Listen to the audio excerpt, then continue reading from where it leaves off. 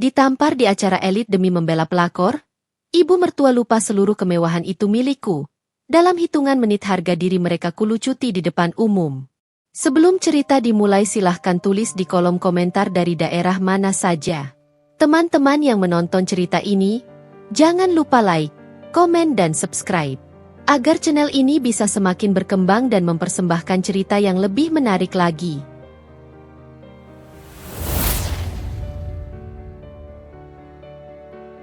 Namaku Valencia, dan di usia 32 tahun, aku adalah definisi hidup dari apa yang disebut majalah bisnis sebagai wanita alpha.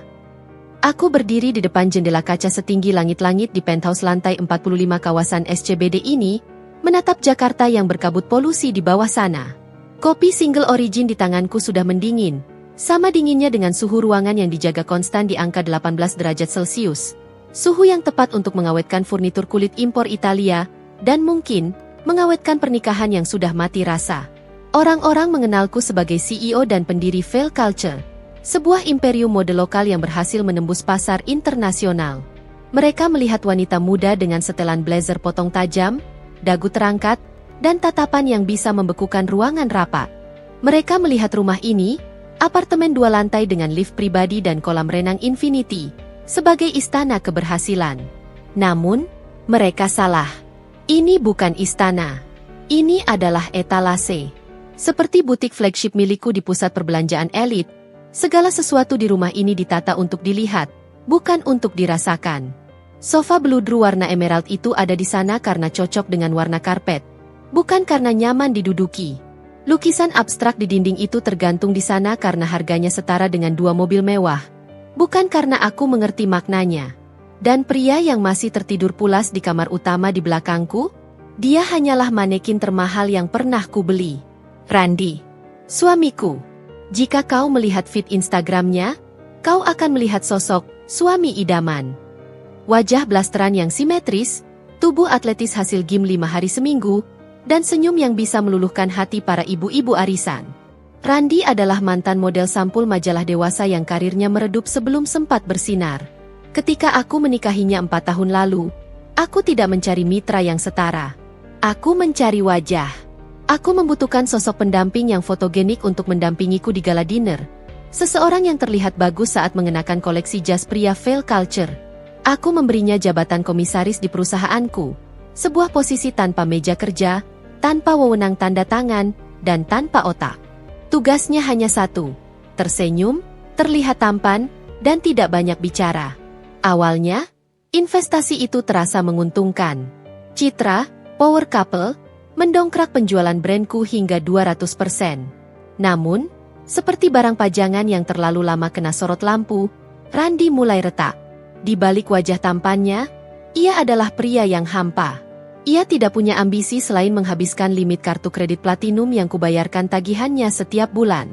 Ia menyebut dirinya pengusaha. Padahal bisnis satu-satunya adalah membelanjakan uang istrinya. Suara denting lift pribadi memecah keheningan pagi. Aku tidak perlu menoleh untuk tahu siapa yang datang. Aroma parfum bunga melati yang terlalu menyengat sudah mendahului kehadiran fisiknya. Ibu Yati, mertuaku. Wanita parubaya itu melangkah keluar dari lift dengan gaya yang ia anggap elegan. Namun di mataku terlihat seperti badut sirkus yang tersesat di butik Chanel. Ia mengenakan terusan sutra berwarna oranye terang, warna yang bertabrakan keras dengan estetika monokrom apartemenku, dan perhiasan emas sebesar rantai kapal melingkar di lehernya. Pagi, Valen. Duh, dingin banget sih rumah kamu ini, kayak kulkas. Serunya tanpa permisi, langsung menghempaskan tubuhnya ke sofa emerald yang mahal itu. Ibu Yati adalah antitesis dari segala yang kubangun. Ia norak, berisik, dan memiliki selera yang mengerikan. Dulu, ia hanyalah ibu rumah tangga biasa di pinggiran kota. Namun sejak aku menikahi anaknya, ia mengangkat dirinya sendiri menjadi Mami Sultan. Ia keranjingan status sosial. Ia memaksaku membelikannya tas branded setiap bulan hanya untuk dipamerkan di arisan ibu-ibu pejabat yang sebenarnya menertawakannya di belakang punggung. Ibu datang pagi sekali? Ada yang penting? Tanyaku datar, tidak beranjak dari jendela. Loh, ini kan tanggal 1. Valen, kamu lupa? Jatah bulanan ibu belum masuk lo ke rekening. Terus itu, Tas Hermes yang kamu janjin bulan lalu, kok belum sampai? Teman-teman arisan ibu sudah nanyain. Loh, malu dong kalau Mami Randi pakai tas lama terus. Cerocosnya tanpa rasa bersalah. Aku menyesap kopi dinginku, menahan keinginan untuk menyiramkannya ke wajah wanita itu. Bagi Ibu Yati, aku bukanlah menantu. Aku adalah mesin ATM yang bisa bernapas. Ia tidak pernah bertanya kabarku. Apakah aku lelah mengurus ratusan karyawan, atau apakah aku sudah makan? Yang ada di kepalanya hanya satu. Harta menantunya adalah harta anaknya, dan harta anaknya adalah miliknya. Nanti saya transfer, Bu. Bagian keuangan sedang audit. Tas itu juga masih pre-order. Ibu sabar sedikit. Jawabku, menekankan kata audit dengan nada tajam, berharap ia mengerti bahwa uang tidak jatuh dari langit. Duh, kamu ini alasan terus. Randi bilang perusahaan untung besar. Masa buat ibu sendiri pelit? Ingat ya, Valen, surga istri itu ada di suami, dan surga suami ada di ibunya. Jadi uang kamu itu ya hak ibu juga. Logika parasit. Aku hanya tersenyum tipis, senyum yang tidak mencapai mata. Aku membiarkan mereka hidup dalam gelembung ilusi ini sedikit lebih lama. Biarkan mereka berpikir mereka yang memegang kendali. Biarkan Ibu Yati merasa berkuasa dengan mendikteku soal surga dan neraka, sementara dia sendiri menciptakan neraka duniawi di rumahku. Tiba-tiba, Randi keluar dari kamar utama. Ia mengenakan batrobe sutra putih, salah satu produk bestseller perusahaanku, dengan rambut yang sengaja diacak-acak artistik. Pagi, sayang. Pagi, Ma, sapanya dengan suara serak-serak basah yang dulu kuanggap seksi, tapi sekarang terdengar menjengkelkan. Ia menghampiriku, mendaratkan ciuman ringan di pipi. Saat itulah aku menciumnya. Bukan aroma sabun sandalwood mahal yang biasa kusiapkan di kamar mandi kami. Itu adalah aroma asing. Manis, fruity, murah. Seperti wangi permen karet stroberi yang dicampur dengan vanila sintetis. Aroma yang biasa dipakai oleh remaja yang baru belajar berdandan, atau wanita yang ingin terlihat imut namun gagal. Aku menahan napas, mundur selangkah dengan halus. Kamu pulang jam berapa semalam? Aku tidak dengar kamu masuk. Tanyaku, mataku memindai wajahnya, mencari retakan di topeng sempurnanya. Randi tampak sedikit gugup, tapi ia menutupinya dengan senyum latihan modelnya. Oh, biasalah. Meeting sama klien potensial di Kemang sampai larut. Aku nggak mau bangunin kamu. Sayang, kamu kan butuh istirahat. Si wanita karir sibuk. Meeting. Kata itu terdengar menggelikan keluar dari mulut pria yang bahkan tidak tahu cara membaca laporan neraca laba rugi. Klien mana yang mau meeting dengan manekin hidup di tengah malam? Oh ya? Proyek apa? Desaku. Itu, kolaborasi endorsement. Nanti aku jelaskan detailnya kalau sudah fix. Tenang aja, kali ini bakal pecah banget. Elaknya cepat, lalu beralih ke ibunya. Ma, ayo kita sarapan di luar. Randi lagi pengen brunch di Senopati. Ayo, traktir mama ya. Pakai kartu yang dikasih Valen kan? Sahut Ibu Yati antusias, langsung berdiri. Aku menatap mereka berdua. Ibu dan anak, Lintah dan Benalu. Mereka terlihat begitu serasi dalam ketidaktahuan mereka. Randi berpikir aku bodoh. Ibu Yati berpikir aku sapi perah yang penurut. Mereka tidak menyadari bahwa aroma stroberi murah di leher Randi itu bukan sekadar jejak perselingkuhan. Itu adalah palu yang akan memecahkan kaca etalase ini. Aku melihat ke arah meja rias di sudut ruangan. Ada satu hal yang menggangguku sejak tadi malam. Sebuah jepit rambut prototipe bertabur kristal Swarovski, sampel untuk koleksi musim depan yang belum dirilis, hilang dari kotaknya. Aku ingat betul menaruhnya di sana. Jika Randi memberikannya pada wanita beraroma stroberi itu, dia baru saja melakukan kesalahan fatal. Dia tidak hanya mengkhianati pernikahannya, dia telah mencuri aset perusahaan. Dan bagiku, Valencia, pencurian aset adalah dosa yang jauh lebih besar daripada perzinahan. Silakan pergi, kataku dingin, kembali menatap ke jendela. Nikmati brunch kalian. Aku ada urusan membereskan sampah. Mereka tertawa, mengira aku bercanda, lalu melenggang keluar lift tanpa beban. Pintu lift tertutup, meninggalkan aku sendirian lagi di menara gading yang dingin ini. Bayangan wajahku terpantul di kaca jendela. Dulu, wajah itu penuh harapan. Sekarang, Yang kulihat hanyalah kalkulator berjalan yang sedang menghitung kerugian investasi. Etalase ini memang indah, tapi fondasinya sudah busuk. Dan aku, sang pemilik toko, sudah siap untuk melakukan cuci gudang.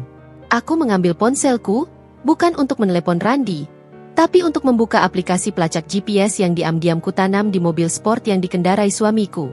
Permainan baru saja dimulai, dan kali ini, aku tidak akan menjadi penonton. Setelah pintu lift tertutup rapat, menelan sosok Randy dan ibunya yang berisik itu, apartemen kembali hening. Namun, keheningan ini tidak lagi menenangkan. Udara terasa berat, seolah partikel debu di ruangan ini pun tahu ada sesuatu yang busuk yang baru saja lewat. Aku tidak kembali ke jendela untuk meratapi nasib atau menangis seperti istri-istri di sinetron azab. Air mata tidak akan mengembalikan aset yang hilang. Air mata tidak akan memperbaiki neraca rugi laba. Aku berjalan lurus menuju ruang kerjaku, sebuah ruangan berdinding kaca kedap suara yang kudekorasi jauh lebih serius daripada kamar tidurku. Disinilah jantung operasiku berdetak. Disinilah aku merasa paling hidup. Aku duduk di kursi ergonomis kulit, menyalakan iMac 27 inciku. Layar menyala menampilkan dashboard keuangan perusahaan yang terintegrasi secara real-time. Di kepalaku, kecurigaan tentang aroma parfum murah dan hilangnya jepit rambut prototipe itu bukan sekadar firasat cemburu. Itu adalah data anomali. Dan sebagai CEO, tugasku adalah melakukan audit forensik terhadap setiap anomali sebelum menjadi kanker yang menggerogoti perusahaan. Aku mengetikkan kata sandi untuk masuk ke portal perbankan prioritas. Jari-jariku menari lincah di atas keyboard, bukan dengan gemetar ketakutan, melainkan dengan presisi seorang dokter bedah yang siap membelah tumor. Aku melewati rekening operasional utama, melewati rekening gaji karyawan, dan langsung menuju ke submenu yang jarang kucentang. Kartu kredit korporat tambahan, pemegang, Randy Pratama. Kartu ini kuberikan pada Randy dengan dalih, dana operasional representatif. Sebagai komisaris, pajangan, dia sering beralasan perlu mentraktir klien makan siang atau menyewa tempat meeting dadakan. Aku memberinya limit yang cukup besar, 100 juta rupiah per bulan, angka yang bagiku adalah biaya marketing untuk menjaga citra, suami suksesnya tetap berkilau. Namun, saat daftar transaksi bulan ini terbuka di layar, mataku menyipit. Ini bukan sekadar pengeluaran. Ini adalah jejak pesta pora. Daftar transaksinya panjang, seperti struk belanja orang yang baru menang lotre dan takut uangnya hangus besok pagi. Aku mulai menelusuri satu persatu, mencocokkan tanggal dan waktu dengan agenda kerja Randy yang ia klaim padaku. 12 Oktober, Selasa, pukul 14 waktu Indonesia Barat. Merchant, The Ritz-Carlton Pacific Place. Nominal, Rp4.500.000. Keterangan, Dining Beverages. Aku ingat hari Selasa itu. Randy bilang dia ada meeting dengan investor properti. Tapi tagihan ini aneh. 4,5 juta untuk makan siang 2 orang? Aku mengklik detail transaksi digitalnya. Ada pesanan champagne di siang bolong? Investor mana yang minum alkohol di jam kerja saat membahas bisnis serius? Kecuali, investor, itu adalah wanita yang perlu dibuat mabuk kepayang. Aku menggulir ke bawah lagi. 15 Oktober, Jumat, pukul 19.30 waktu Indonesia Barat. Merchant, Sephora, Plaza Indonesia. Nominal, Rp8.200.000. Dahiku berkerut. Randy tidak pernah membeli kosmetik. Dia bahkan tidak tahu bedanya toner dan micellar water sampai aku yang membelikannya. 8 juta rupiah di toko kosmetik? Apakah dia membeli stok skincare untuk setahun? Atau dia sedang membelikan satu set lengkap make up high-end untuk wajah lain? Aku teringat aroma stroberi murah di lehernya tadi pagi. Ah, mungkin wanita itu sedang mencoba upgrade diri menggunakan uangku. Dia ingin naik kelas dari bedak pasar ke foundation impor, berharap bisa menyaingi kemulusan kulitku. Menyedihkan. Kau bisa memoles lapisan luarnya, tapi kau tidak bisa mengubah kualitas bahan dasarnya. Jari telunjukku mengetuk-ngetuk meja kaca. Irama ketukan itu semakin cepat seiring dengan semakin banyaknya temuan sampah di laporan tagihan ini. Ada tagihan dari butik lingerie impor di Senayan City. Nominalnya 3 juta rupiah. Ukuran yang tertera di detail struk digital. Terima kasih pada sistem inventory modern yang terhubung. Adalah 34B. Aku tertawa sinis. Suara tawa yang kering dan tajam di ruangan sunyi itu. 34B. Itu bukan ukuranku. Itu ukuran remaja tanggung. Ukuran wanita yang belum matang. Jadi, suamiku menggunakan kartu kredit perusahaan, kartu yang tagihannya dibayar dari keuntungan penjualan baju-baju karyaku, untuk membelikan celana dalam renda bagi wanita lain. Ini bukan lagi soal perselingkuhan. Ini adalah penggelapan. Ini adalah penghinaan terhadap integritas brand Veil Culture. Dia menggunakan uangku untuk mendandani pelacur kecilnya agar terlihat seperti wanita berkelas. Aku merasa jijik. Bukan cemburu, tapi jijik. Seperti melihat seseorang meludah di atas gaun sutra putih yang baru saja selesai kujahit dengan tangan. Noda itu tidak bisa dihapus hanya dengan tisu. Kainnya harus dipotong dan dibuang. Namun, temuan terbesar ada di transaksi 3 hari yang lalu. 20 Oktober, Rabu, pukul 16.45 waktu Indonesia Barat. Merchant, E-Box, Grand Indonesia. Nominal, Rp28.999.000. Item, iPhone 15 Pro Max, pink. Ponsel Randi baru saja kuganti bulan lalu dengan model yang sama, warna titanium hitam. Untuk apa dia membeli satu lagi dengan warna pink? Jelas bukan untuk Ibu Yati. Mertuaku itu gagap teknologi. Dia masih memakai ponsel keluaran 3 tahun lalu yang hurufnya di set ukuran raksasa. Ponsel seharga hampir 30 juta. Warnanya merah muda. Otakku bekerja cepat, menghubungkan titik-titik data ini. Ponsel baru berarti jejak digital baru. Wanita itu pasti aktif di media sosial. Ponsel dengan kamera tercanggih adalah senjata utama bagi para social climber yang ingin memamerkan hidup palsu mereka. Aku meraih ponselku sendiri, membuka aplikasi Instagram.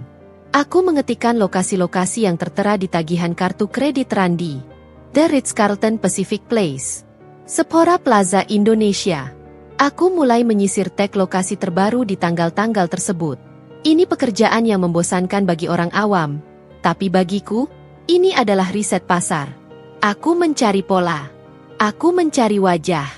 Dan dalam 10 menit, aku menemukannya. Sebuah akun bernama Tiara_Kitty. Foto profilnya adalah wajah gadis muda dengan filter berlebihan yang membuat matanya terlihat seperti alien dan dagunya lancip tidak wajar. Aku membuka salah satu postingan terbarunya. Tanggalnya cocok dengan transaksi hotel. Foto itu menampilkan tangan seorang wanita memegang gelas champagne dengan latar belakang jendela hotel Ritz-Carlton. Di sudut meja, terlihat samar-samar sebuah dompet kulit pria berwarna navy dengan inisial R. Dompet itu adalah dompet Bottega Veneta yang kubelikan untuk Randi sebagai hadiah ulang tahun bulan lalu. Captionnya tertulis, "Work hard, play hard. Meeting rasa dating sama my big boss. Surprise soon." Kilauan hati berkilau secret project bos Babe. Aku menahan mual membaca caption norak itu. Big boss? Randi bahkan tidak bisa memimpin rapat RT, apalagi menjadi bos bagi siapapun. Gadis ini, Tiara, jelas termakan ilusi yang diciptakan Randi. Dia pikir dia sedang berkencan dengan konglomerat muda. Dia tidak tahu bahwa Big Boss yang dia banggakan itu hanyalah anjing peliharaan yang diberi makan olehku. Aku menggulir ke postingan lainnya. Ada video unboxing belanjaan Sephora. Ada selfie di cermin dengan iPhone baru warna pink yang mencolok. Dan yang membuat darahku berhenti berdesir sejenak adalah postingan Instastory yang diunggah 2 jam yang lalu, yang masih aktif. Tiara sedang berada di dalam mobil. Interior mobil itu kulit berwarna beige. Itu interior mobil Porsche milikku yang dibawa Randi pagi ini. Di rambutnya yang dicat warna pirang jagung itu, tersemat sebuah benda berkilauan. Jepit rambut kristal Swarovski. Prototipe milikku yang hilang. Got a sparkle for the queen. Calon produk baru yang bakal hits banget. Cuma aku yang punya loh. Wajah dengan sebelah mata mengedip batu permata. Tulisnya sebagai teks di video itu. Tanganku mengepal erat di atas meja. Buku-buku jariku memutih. Dia memakainya. Dia memakai karya seniku, barang yang belum boleh dilihat oleh publik, barang yang merupakan rahasia dagang perusahaan, sebagai aksesoris murahan untuk konten media sosialnya. Randi tidak hanya mencuri aset fisik, dia telah membocorkan intelektual properti perusahaan kepada pihak luar demi memuaskan ego wanita simpanannya. Ini adalah pelanggaran kontrak. Ini adalah sabotase bisnis. Aku menarik napas panjang, menenangkan detak jantungku yang memburu. Marah adalah emosi yang tidak efisien. Marah membuat orang bertindak gegabah. Aku tidak boleh meledak sekarang. Jika aku melabrak Randi detik ini juga, dia hanya akan minta maaf, menangis, dan Ibu Yati akan datang membela dengan segala drama air matanya. Itu terlalu mudah. Aku butuh mereka hancur sampai ke tulang-tulangnya. Aku mengambil ponselku, menekan nomor kontak yang tersimpan dengan nama Pak Darmawan, legal. Halo, Pak Darmawan. Sapaku saat sambungan terhubung. Suaraku terdengar tenang, formal, dan dingin. Seolah aku sedang memesan kopi, bukan merencanakan penghancuran hidup seseorang. Selamat siang, Bu Valen. Ada yang bisa saya bantu? Jawab suara berat di seberang sana. Siapkan berkas pemindahan aset liquid ke trust fund atas nama ibu saya, efektif hari ini. Dan tolong buatkan draft kontrak kerja baru untuk posisi brand ambassador dengan klausul penalti yang sangat spesifik mengenai kerahasiaan produk dan penggunaan fasilitas perusahaan. Untuk siapa kontraknya, Bu? Tanya Pak Darmawan, sedikit bingung. Untuk Randi Pratama. Buat seolah-olah ini promosi jabatan dengan wewenang penuh. Saya ingin dia menandatanganinya di atas materai tanpa membacanya dengan teliti. Baik, Bu. Akan segera saya siapkan. Aku memutus sambungan. Mataku kembali menatap layar komputer, ke wajah Tiara yang tersenyum bodoh dengan jepit rambut curian itu. Nikmatilah selagi bisa, Nona Tiara. Nikmatilah ponsel barumu, champagne mahalmu, dan Big Boss palsumu. Kalian berdua baru saja masuk ke dalam perangkap yang pintunya sedang kukunci dari luar. Aku tidak akan hanya mengambil kembali jepit rambut itu. Aku akan mengambil kulit kepalamu sekalian. Layar monitor imaku masih menyala terang, menampilkan satu-satunya hiburan yang paling menyedihkan di dunia maya, akun Instagram Tiara_Kitty. Aku sudah menghabiskan 1 jam terakhir untuk melakukan apa yang disebut anak-anak Gen Z sebagai stalking. Namun bagiku, ini bukan mengintai. Ini adalah market research. Aku sedang menganalisis kompetitor, bukan dalam hal bisnis, karena gadis ini jelas tidak selevel denganku, tetapi dalam hal memperebutkan aset yang bernama Randi. Tiara, atau siapapun nama aslinya sebelum ia memutuskan menggunakan nama panggung murahan itu, adalah definisi dari barang KW super. Dari jauh, ia terlihat meyakinkan. Kulit putih hasil suntik vitamin, hidung mancung hasil filler benang, dan rambut yang di-styling paksa agar terlihat bervolume. Namun jika kau melihat lebih dekat, seperti aku yang kini memperbesar foto-fotonya hingga resolusi 4K, kau bisa melihat kecacatannya. Foundation yang retak di garis senyum, tas Chanel di pangkuannya yang jahitannya sedikit miring, jelas palsu, dan latar belakang foto yang bocor menampilkan dinding kos-kosan lembab yang coba ia tutupi dengan gorden estetik. Gadis ini menjual mimpi yang tidak mampu ia beli. Dan sekarang, suamiku menjadi sponsor utamanya. Aku mengklik salah satu video reels terbarunya. Video itu menampilkan Tiara sedang berjoget kaku dengan latar belakang lagu jedak-jeduk yang memekakkan telinga. Ia mengenakan tank top ketat yang memamerkan belahan dada, seolah itu adalah bakat utamanya. Yang membuat mataku menyipit bukan tariannya yang menyedihkan, melainkan captionnya, POV, ketika pacar kamu bilang kamu lebih pantas jadi model brand dia daripada istrinya yang tua dan ngebosenin. UPS. Kerabi cara yang baik cat kuku sorry not sorry winning. Darahku mendidih. Tapi bukan karena cemburu. Aku marah karena brand yang dimaksud adalah fail culture. Istri tua dan membosankan? Gumamku pelan. Suaraku bergema dingin di ruang kerja. Aku baru berusia 32 tahun. Aku menjaga tubuhku dengan pilates dan makanan organik. Aku membangun perusahaan ini dari nol dengan keringat dan air mata.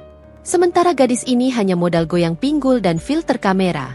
Berani sekali dia menghina CEO yang membayar tagihan kartu kredit pacarnya?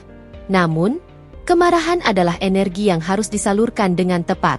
Aku tidak akan membalas dengan komentar hate dari akun pribadiku. Itu terlalu rendahan. Itu akan menurunkan nilai saham harga diriku. Aku membuka laci meja, mengambil ponsel cadangan, ponsel Android murah yang kugunakan khusus untuk memantau tren pasar secara anonim. Di sana, aku punya akun samaran bernama Fashionscout_Jakarta, akun yang biasa kugunakan untuk memata-matai desain kompetitor. Aku mengetikkan komentar di video Tiara yang memamerkan jepit rambut kristal Swarovski milikku, Prototipe The Aurora Clip yang seharusnya baru rilis bulan depan. @fashionschout_Jakarta. Kak, itu jepitnya cantik banget. Brand apa ya? Kok belum pernah lihat di katalog manapun? Eksklusifnya banget kayaknya, wajah tersenyum dengan mata bentuk hati. Umpan dilempar.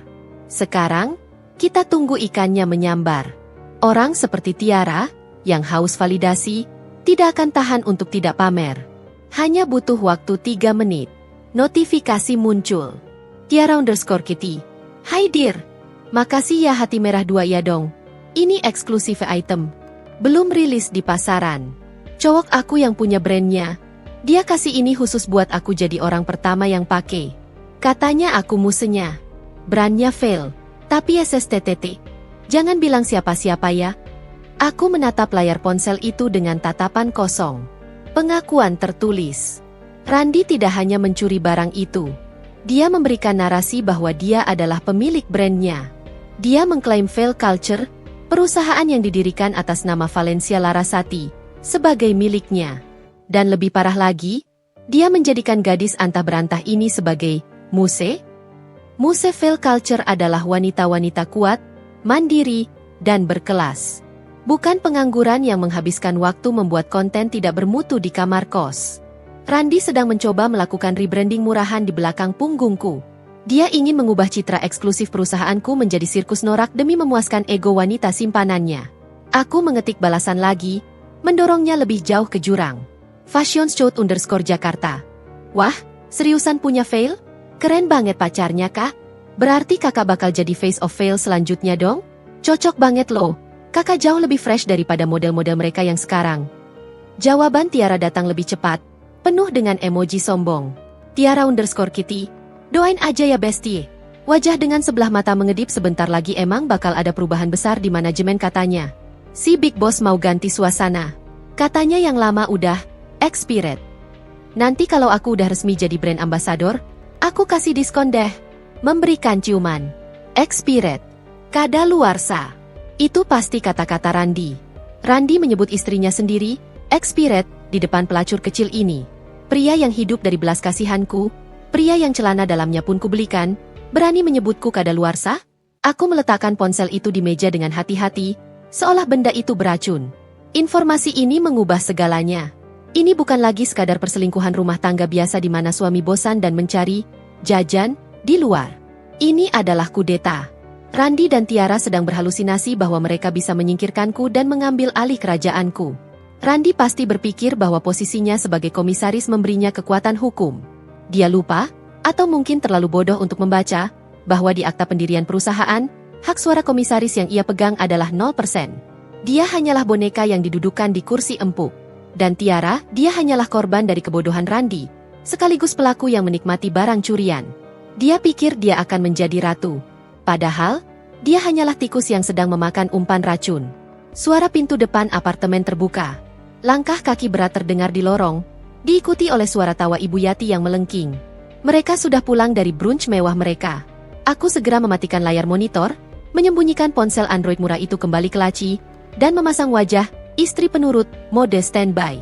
Valen, kami pulang, teriak Ibu Yati. Aku keluar dari ruang kerja, menyambut mereka di ruang tengah. Randi membawa beberapa kantong belanjaan, bukan belanjaan dapur, tapi kantong butik fast fashion untuk ibunya. Wajahnya merah padam, mungkin karena sedikit alkohol atau karena kegirangan habis bertemu Tiara di sela-sela waktu brunch. Gimana meetingnya tadi, sayang? Tanyaku lembut, menghampiri Randi. Randi tersentak sedikit, tapi cepat menguasai diri. Lancar banget. Klien suka sama ide-ide aku. Kayaknya bakal gol besar nih. Bagus dong. Aku bangga sama kamu, ujarku, tanganku merapikan kerah kemejanya. Hidungku kembali menangkap aroma itu. Aroma stroberi dan vanila yang kini bercampur dengan bau keringat dan kebohongan. Aroma Tiara. Oh ya, Valen. Sela Ibu Yati sambil menghempaskan pantatnya di sofa. Tadi Ibu lihat di Instagram, si Jeng Marni bikin pesta ulang tahun di Hotel Mulia. Mewah banget. Masa Ibu ulang tahun bulan depan cuma makan-makan di rumah? Ibu mau pesta juga dong. Sekalian ngerayain kesuksesan Randi. Aku menatap Ibu Yati. Permintaan ini datang di saat yang sangat tepat. Sebuah pesta. Keramaian. Itu adalah tempat eksekusi yang sempurna. Ide bagus. Bu, jawabku sambil tersenyum manis, senyum yang mengandung bisa. Bagaimana kalau kita gabungkan ulang tahun ibu dengan acara grand launching koleksi terbaru Veil? Kita buat pesta besar. Ibu bisa undang semua teman arisan ibu. Randy juga bisa tampil di panggung sebagai komisaris utama. Mata Ibu Yati membelalak tamak. Serius? Di hotel mewah? Boleh undang semua orang? Tentu. Semuanya. Kita tunjukkan pada dunia betapa suksesnya keluarga ini. Randy tampak ragu sejenak, tapi egonya yang besar segera menelan keraguannya. Wah, ide brilian. Sayang, aku bisa pidato pembukaan, kan? Tentu saja, Randy. Kamu akan jadi bintang utamanya, kataku, menatap matanya dalam-dalam. Dan aku yakin, pestanya akan menjadi malam yang tidak akan pernah terlupakan seumur hidupmu. Mereka berdua bersorak kegirangan, sibuk membayangkan lampu sorot dan tepuk tangan. Mereka tidak tahu bahwa panggung yang sedang kusiapkan bukanlah panggung kehormatan, melainkan panggung tiang gantungan. Dan untuk tamu spesialnya, aku akan memastikan akun @fashionshot_Jakarta membisikkan undangan eksklusif kepada Tiara. Bagaimanapun, drama yang bagus membutuhkan antagonis yang hadir di barisan depan. Aku berjalan menuju dapur untuk mengambil air minum, meninggalkan mereka dengan euforia palsu mereka. Di dalam kepalaku, aku sudah mulai menyusun rundown acara. Bukan susunan lagu atau menu makanan, melainkan susunan bukti kehancuran yang akan kutayangkan di layar LED raksasa. Selamat datang di neraka kalian, sayangku. Tiket masuknya gratis, tapi pintu keluarnya akan memakan biaya seharga seluruh harga diri kalian. Keesokan paginya, aku tidak pergi ke kantor pusat Veil Culture. Sebaliknya, aku memerintahkan sopir pribadiku untuk mengarahkan mobil Alphard hitamku ke kawasan Sudirman, menuju gedung pencakar langit yang menampung firma hukum paling bergengsi di Jakarta, Hadi Koesoemo Partners. Ini adalah medan perang yang berbeda. Di sini, tidak ada manekin, tidak ada kain sutra, dan tidak ada lampu sorot. Yang ada hanyalah kayu mahoni tua, tumpukan kertas legal, dan udara dingin yang berbau uang serta rahasia. Pak Darmawan, pengacara senior yang telah menangani aset keluargaku sejak zaman mendiang ayahku, menyambutku di ruang konferensi pribadinya. Pria tua itu memiliki wajah seperti batu granit, keras, tak terbaca, dan menenangkan. Selamat pagi, Bu Valencia. Teh atau kopi? Tawarnya singkat. Kopi hitam. Tanpa gula, jawabku. Aku butuh kepahitan itu untuk menjaga nalarku tetap tajam.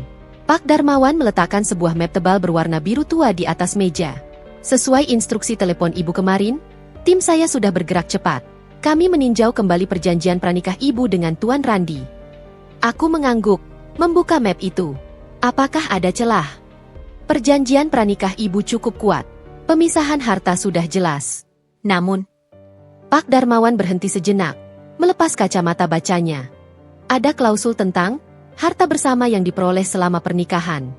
Keuntungan dividen perusahaan yang masuk ke rekening pribadi ibu selama 4 tahun terakhir bisa diperdebatkan sebagai pendapatan rumah tangga jika pengacara lawan cukup pintar. Dan Tuan Randy, sebagai komisaris, secara teknis berhak atas tantiem atau bonus tahunan yang belum dibayarkan. Aku tersenyum sinis. Dia tidak akan menyewa pengacara pintar, Pak. Dia tidak punya uang untuk itu. Tapi aku tidak mau mengambil risiko 1% pun. Aku ingin 0 risiko. Maka langkah pemindahan aset ke trust fund adalah yang paling tepat, lanjut Pak Darmawan, menyodorkan dokumen lain. Kami telah menyiapkan akta pendirian, Yayasan Warisan Larasati. Segala aset likuid, saham mayoritas Veil, dan properti atas nama ibu, akan dialihkan kepemilikannya ke yayasan ini. Ibu bertindak sebagai pembina dengan hak veto mutlak. Secara hukum, Valencia Larasati akan terlihat miskin di atas kertas. Jika terjadi perceraian, tidak ada harta yang bisa dibagi karena semuanya milik yayasan. Lakukan sekarang. Aku tanda tangani hari ini. Perintahku tanpa ragu. Pena Mont Blanche di tanganku menari di atas kertas bermaterai. Tanda tangan demi tanda tangan. Setiap goresan tinta adalah tembok beton yang kubangun untuk memisahkan Randy dari hasil keringatku.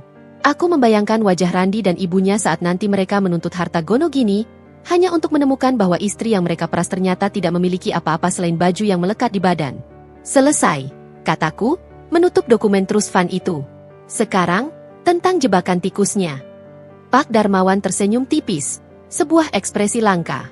Ia mengeluarkan dokumen terakhir. Dokumen yang paling berbahaya. Kontrak kerjasama eksklusif penunjukan duta merek, brand ambassador. Bacanya. Kami sudah memasukkan semua racun yang ibu minta. Klausul 14. Denda atas pembocoran rahasia dagang. Klausul 18. Ganti rugi atas pencemaran nama baik perusahaan. Dan yang paling krusial, Klausul 22. Pengembalian seluruh fasilitas dan biaya yang telah dikeluarkan perusahaan jika terjadi pemutusan kontrak sepihak akibat pelanggaran etika. Berapa nilai penaltinya? Tanyaku. Total akumulatif mencapai 50 miliar rupiah. Ditambah bunga berjalan 5% per bulan. Sempurna, desisku. Tapi kemasannya harus cantik. Buat dia merasa ini adalah hadiah, bukan vonis mati. Pak Darmawan mengangguk. Bahasa dalam kontrak ini sangat teknis dan berbelit-belit, Bu. Orang awam yang malas membaca hanya akan melihat angka honorarium yang besar di halaman depan, tanpa menyadari kewajiban mematikan di halaman belakang. Itulah yang kuandalkan, kemalasan dan keserakahan Randi. Malam harinya, aku menyiapkan panggung eksekusi tahap pertama di rumah. Aku memesan makan malam mewah dari restoran steak terbaik, Wagyu A5, truffle mashed potato, dan sebotol wine merah mahal. Aku menata meja makan dengan lilin, menciptakan suasana romantis yang menipu. Randi pulang pukul 7 malam, wajahnya berseri-seri. Mungkin Tiara baru saja memuji kebesaran dirinya lagi. Wow, ada apa ini, sayang? Tumben romantis banget? Tanya Randi, matanya berbinar melihat steak di meja. Duduklah, Randi. Aku punya kejutan buat kamu, kataku lembut, menuangkan wine ke gelasnya. Randi duduk, melonggarkan dasinya. Kejutan apa lagi? Kamu makin hari makin manis deh. Aku mengambil map kulit elegan dari kursi di sebelahku dan meletakkannya di hadapannya. Buka. Randi membuka map itu. Matanya langsung tertuju pada judul besar di halaman pertama. Surat keputusan pengangkatan, brand ambasador utama Direktur Pengembangan Citra. Direktur? Seru Randi, hampir tersedak wine-nya. Kamu angkat aku jadi direktur. Bukan sekadar direktur, sayang, jelasku dengan nada menggoda. Kamu akan jadi wajah utama Fail Culture untuk kampanye global tahun depan. Wewenangmu akan lebih besar. Kamu akan tampil di semua billboard, majalah, dan iklan TV. Dan tentu saja, gajimu akan naik 3 kali lipat. Ini juga termasuk bonus signing fee di muka sebesar 500 juta rupiah. Mata Randi melebar melihat angka 500 juta itu. Aku tahu apa yang ada di pikirannya. Mobil baru, jam tangan baru, atau mungkin apartemen sewa untuk Tiara. Tapi, aku memasang wajah serius yang dibuat-buat. Ini tanggung jawab besar, Randi. Investor menuntut profesionalisme tinggi. Makanya ada kontrak legal yang harus kamu tanda tangani. Ini cuma formalitas sih, standar perusahaan. Kamu tahu kan, orang legal suka ribet. Randi tertawa meremehkan. Ah, tenang aja. Aku kan suamimu. Masa aku bakal ngerugiin perusahaan? Mana pulpennya? Dia bahkan tidak membaca halaman kedua. Dia langsung membalik ke halaman terakhir. Tempat kolom tanda tangan berada di atas materai 10.000. Tunggu, tahanku pelan, pura-pura khawatir. Kamu nggak mau baca dulu klausulnya?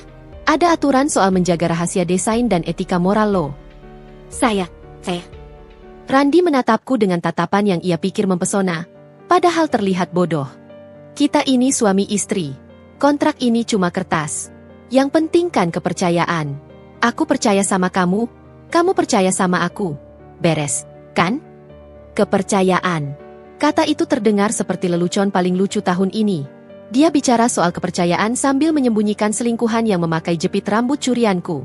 Oke kalau kamu yakin, kataku, melepaskan tanganku dari map itu. Randi dengan semangat menandatangani dokumen itu. Goresan tintanya tebal dan penuh percaya diri. Sret. Suara pena di atas kertas itu terdengar merdu di telingaku. Lebih merdu dari musik klasik manapun. Dengan tanda tangan itu, Randi resmi mengikat lehernya sendiri. Klausul yang baru saja ia setujui menyatakan bahwa jika ia ketahuan membocorkan desain, seperti jepit rambut yang dipakai Tiara, atau melakukan tindakan asusila yang merusak citra brand, seperti berselingkuh dengan influencer norak, ia wajib membayar denda 50 miliar rupiah secara tunai dalam waktu 30 hari. Jika tidak, seluruh aset pribadinya akan disita, dan ia bisa dipidanakan. Dan karena dia sudah memberikan jepit rambut itu ke Tiara sebelum tanda tangan ini, secara teknis dia sudah dalam posisi wan prestasi sejak detik pertama tinta itu kering. Nah, resmi dong aku jadi direktur. Seru Randi bangga, mengangkat gelas wine-nya. Untuk masa depan kita, sayang. Untuk kerajaan Fail. Untuk masa depan, balasku, mendentingkan gelasku ke gelasnya. Dan untuk konsekuensi. Hah? Konsekuensi apa? Tanyanya bingung. Konsekuensi kesuksesan, tentu saja.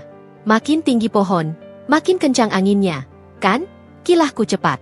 Randy tertawa, lalu mulai memotong daging wagyunya dengan lahap.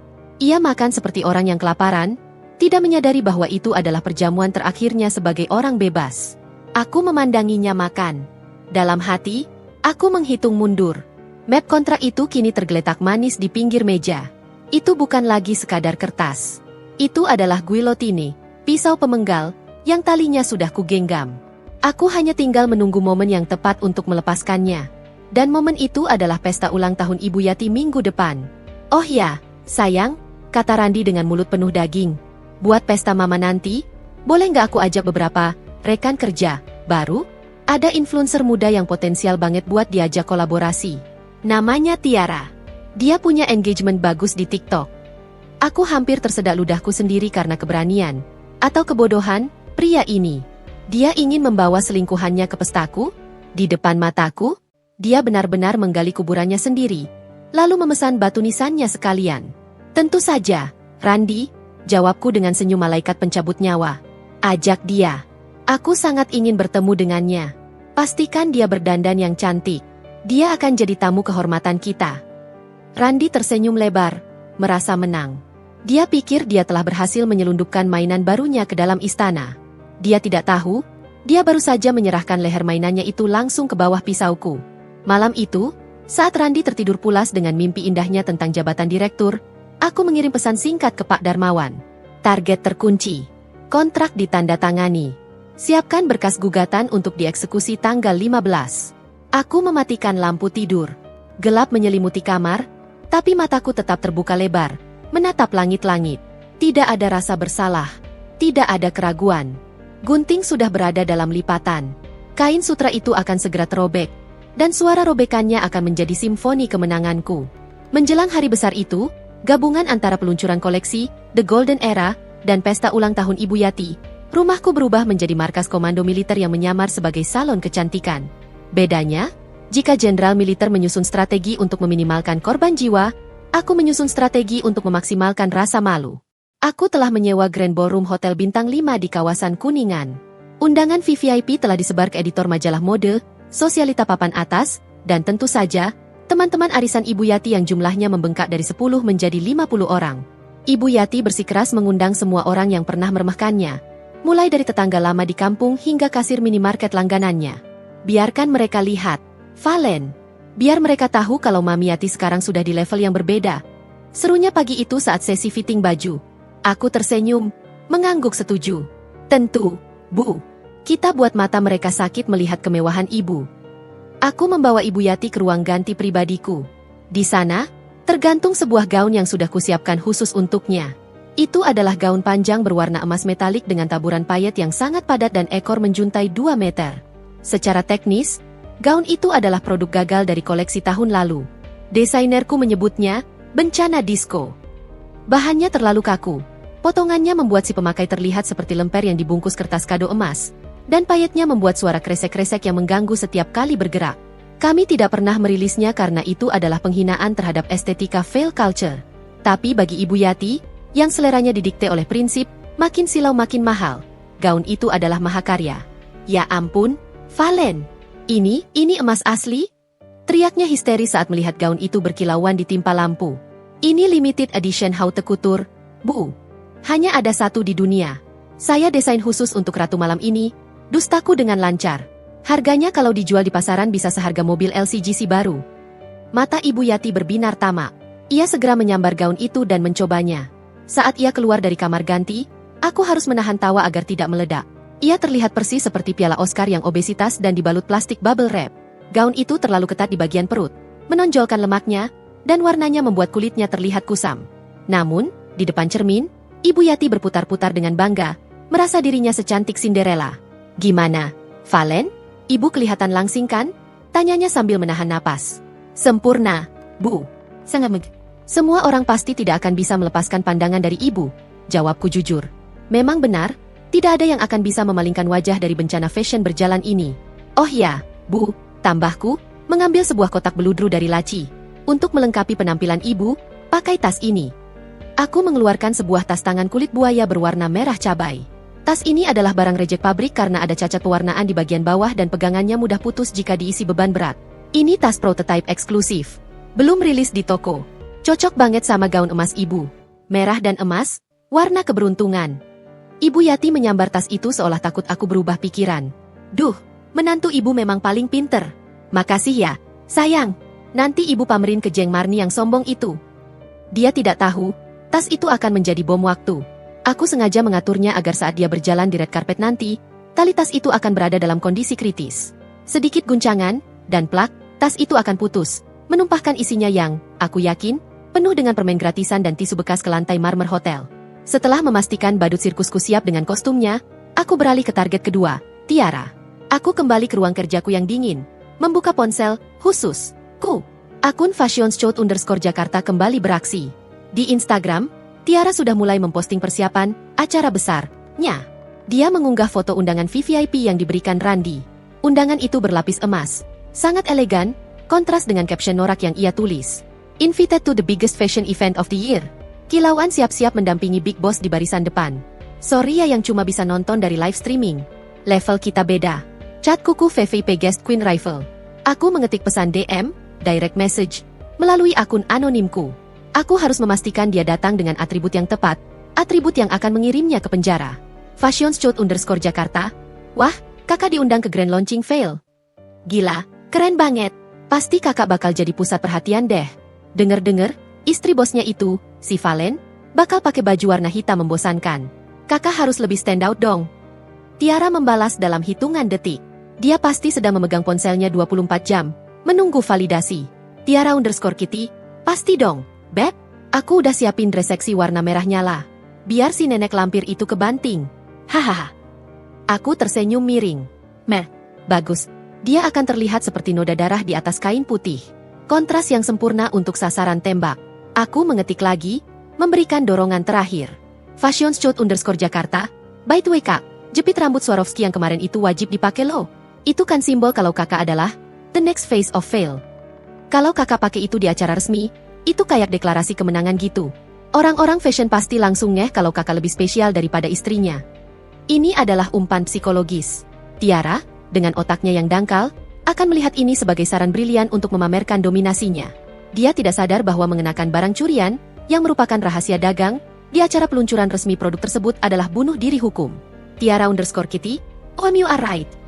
Wajah tersenyum dengan mata bentuk hati bener banget. Aku bakal pakai itu. Biar semua orang tahu siapa ratu sebenarnya. Thanks sarannya Besti. Sama-sama, Besti, bisikku pada layar ponsel. Jangan lupa pasang yang kencang, biar tidak jatuh saat kamu diseret security nanti. Malam itu, H1 sebelum acara, suasana di apartemenku terasa aneh. Randy tampak gelisah namun bersemangat. Dia mondar-mandir di depan cermin, mencoba berbagai pose pidato. Sayang, menurut kamu, aku buka pidato pakai bahasa Inggris atau Indonesia aja? Tanyanya, merapikan dasi kupu-kupunya. Inggris dong, Randy. Kamu kan Direktur Pengembangan Citra Internasional. Tunjukkan kelasmu. Jawabku sambil menyesap teh chamomile. Aku tahu kemampuan bahasa Inggris Randy setara dengan anak SD yang baru belajar Duolingo. Biarkan dia mempermalukan dirinya sendiri di podium. Oke, Inggris. Good evening ladies and gentlemen. Welcome to Fail Culture. Gumamnya berlatih, pelafalannya kaku dan berantakan. Aku memandanginya dengan tatapan yang sulit diartikan. Ada sedikit rasa kasihan, sangat sedikit.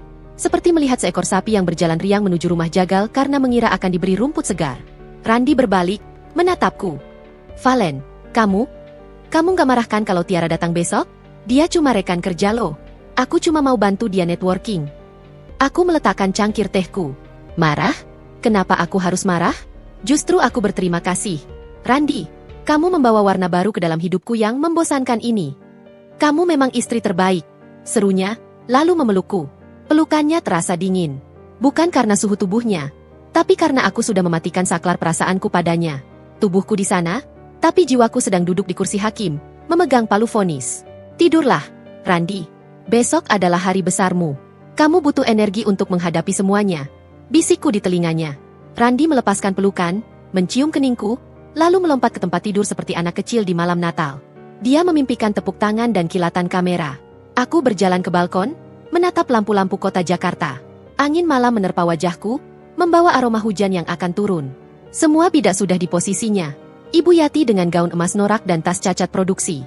Tiara dengan gaun merah provokatif dan barang bukti curian di kepalanya. Randi dengan kontrak mematikan dan pidato bahasa Inggris yang akan jadi bahan tertawaan. Dan aku akan mengenakan gaun sutra hitam polos, duduk di singgasana kegelapan, dan menarik tuas yang akan menjatuhkan lantai di bawah kaki mereka. Besok, etalase kaca ini akan pecah berkeping-keping. Dan aku akan memastikan pecahannya melukai orang yang tepat. Malam itu, Grand Ballroom Hotel Bintang 5 di Kuningan telah berubah menjadi manifestasi fisik dari ambisiku. Dingin, elegan, dan menakutkan. Langit-langit ruangan setinggi 10 meter dihiasi chandelier kristal yang menggantung laksana tetesan air mata beku.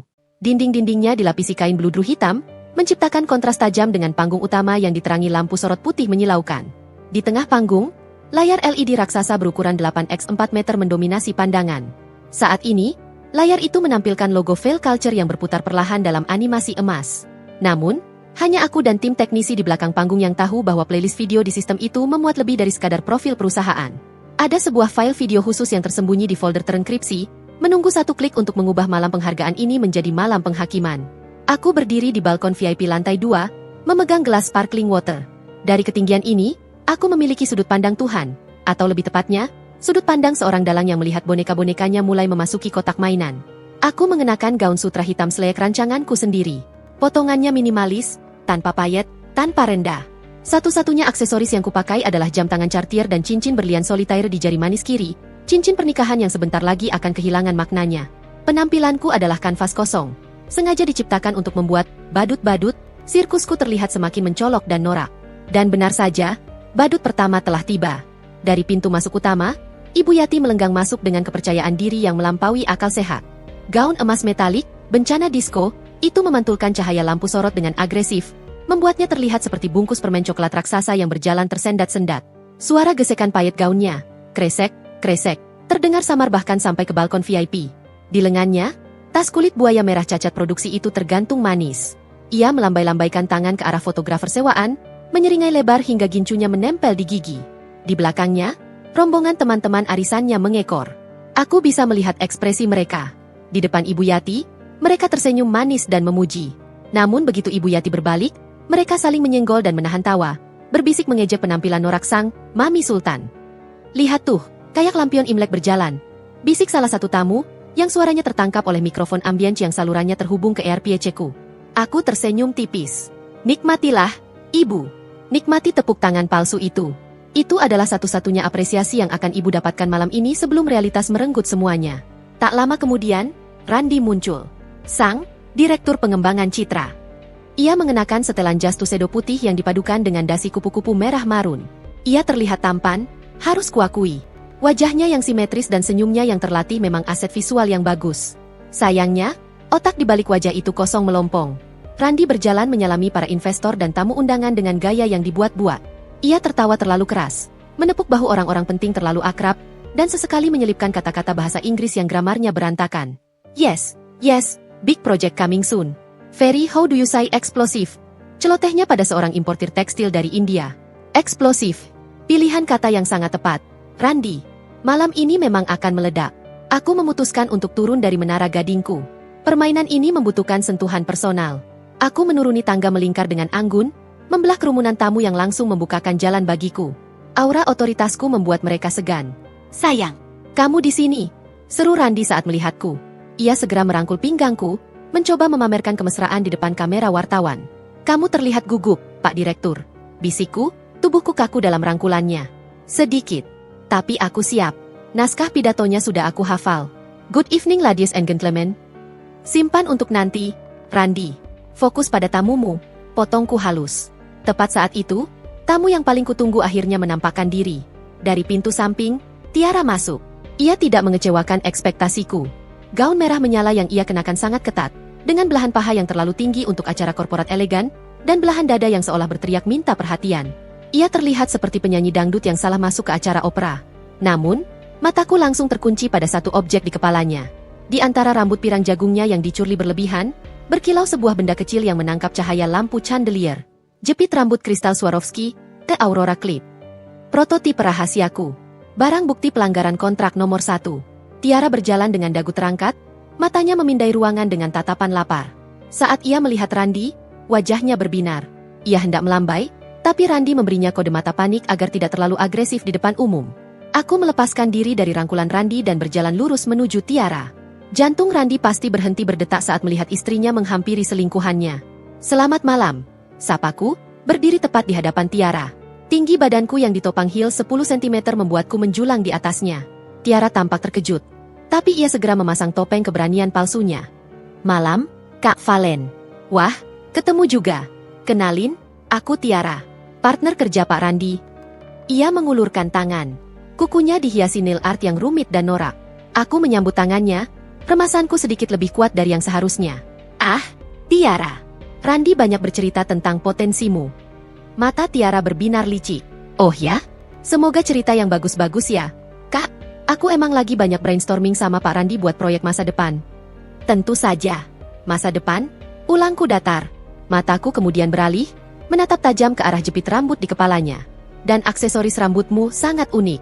Sepertinya aku belum pernah melihat model itu di pasaran." Tiara menyentuh jepit rambut itu dengan bangga, persis seperti yang kuharapkan. "Oh ini? Iya dong, Kak. Ini hadiah spesial. Eksklusif item. Katanya sih cuma muse terpilih yang boleh pakai." Ia tersenyum mengejek, sebuah senyuman yang menyeratkan. "Lihat, suamimu memberikan barang terbaiknya untukku, bukan untukmu." Aku membalas senyumnya. Tapi senyumku adalah senyum predator yang melihat mangsanya masuk ke dalam kandang. "Cantik sekali. Pastikan kamu menjaganya baik-baik, Tiara. Barang seindah itu biasanya memiliki harga yang sangat mahal." "Tenang aja, Kak. Aku pinter jaga barang kok." Jawabnya enteng. "Bagus. Nikmati pestanya. Makanlah yang banyak. Kau akan membutuhkannya." Tutupku, lalu berbalik pergi meninggalkan aroma stroberi murahnya yang membuat mual. Aku kembali ke sisi panggung, di mana Randi dan Ibu Yati sudah menunggu. Ibu Yati sedang sibuk memamerkan tas merah cacatnya kepada Bu Marni. "Lihat nih, Jeng Marni. Kulit buaya asli. Valen pesankan khusus dari Paris." Bual Ibu Yati mengguncang-guncang tas itu. Aku melihat jahitan di tali tas itu yang semakin meregang. "Sedikit lagi. Ibu, Randi, panggilku. Acara akan dimulai 5 menit lagi. Kalian harus bersiap di meja VVIP paling depan. Tepat di depan layar." "Siap, bos," kata Randi, meneguk habis gelas champagne-nya untuk keberanian. Mereka berjalan menuju meja bundar di depan panggung. Tiara, yang tidak tahu malu, mengambil kursi kosong di meja yang sama, berdalih sebagai rekanan strategis. Randi tampak panik melihat istri dan selingkuhan duduk satu meja, tapi ia tidak bisa mengusirnya tanpa membuat keributan. Aku membiarkan mereka. Semakin dekat jarak mereka, semakin indah kehancurannya. Lampu ruangan mulai meredup. Musik orkestra yang dramatis mulai mengalun, memenuhi ruangan dengan getaran bass yang berat. Master of Ceremony, MC, naik ke panggung, suaranya menggema melalui sound system ribuan watt. "Hadirin sekalian, selamat datang di malam puncak The Golden Era of Fail Culture." Tepuk tangan membahana. Randi tersenyum lebar, melambaikan tangan seperti selebriti. Ibu Yati sibuk membenarkan posisi gaunnya yang sesak. Tiara sibuk bersuah foto dengan latar belakang panggung. Aku mundur perlahan ke belakang panggung, menuju ruang kontrol audiovisual. Di sana, kepala teknisi sudah menungguku. "Semua siap, Bu Valencia?" tanyanya. Jarinya berada di atas tombol enter keyboard. Aku melihat ke layar monitor kontrol. Di sana ada 2 jendela video. Satu adalah video profil perusahaan yang membosankan. Satu lagi adalah video kompilasi yang telah kususun semalaman. Bukti transfer, chat mesum, rekaman CCTV pencurian, dan tentu saja, tangkapan layar postingan Instagram Tiara dengan jepit rambut curian itu. Aku menatap layar yang menampilkan wajah-wajah bahagia para pengkhianat di meja VVIP melalui kamera live feed. Mereka terlihat begitu nyaman, begitu aman. "Tunggu aba-abaku," perintahku pada teknisi. "Biarkan sang direktur naik panggung dulu. Biarkan dia terbang setinggi mungkin." "Baik, Bu." Aku menyilangkan tangan di dada.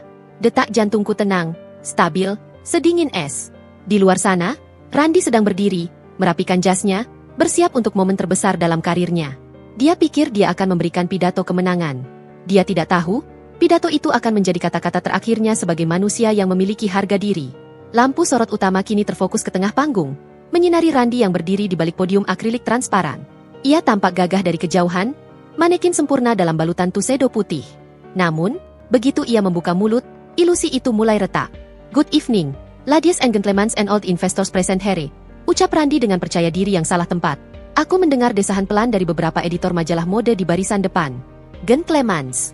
Bentuk jamak yang salah. Sebuah kesalahan dasar, namun fatal bagi citra brand yang mengagungkan kesempurnaan.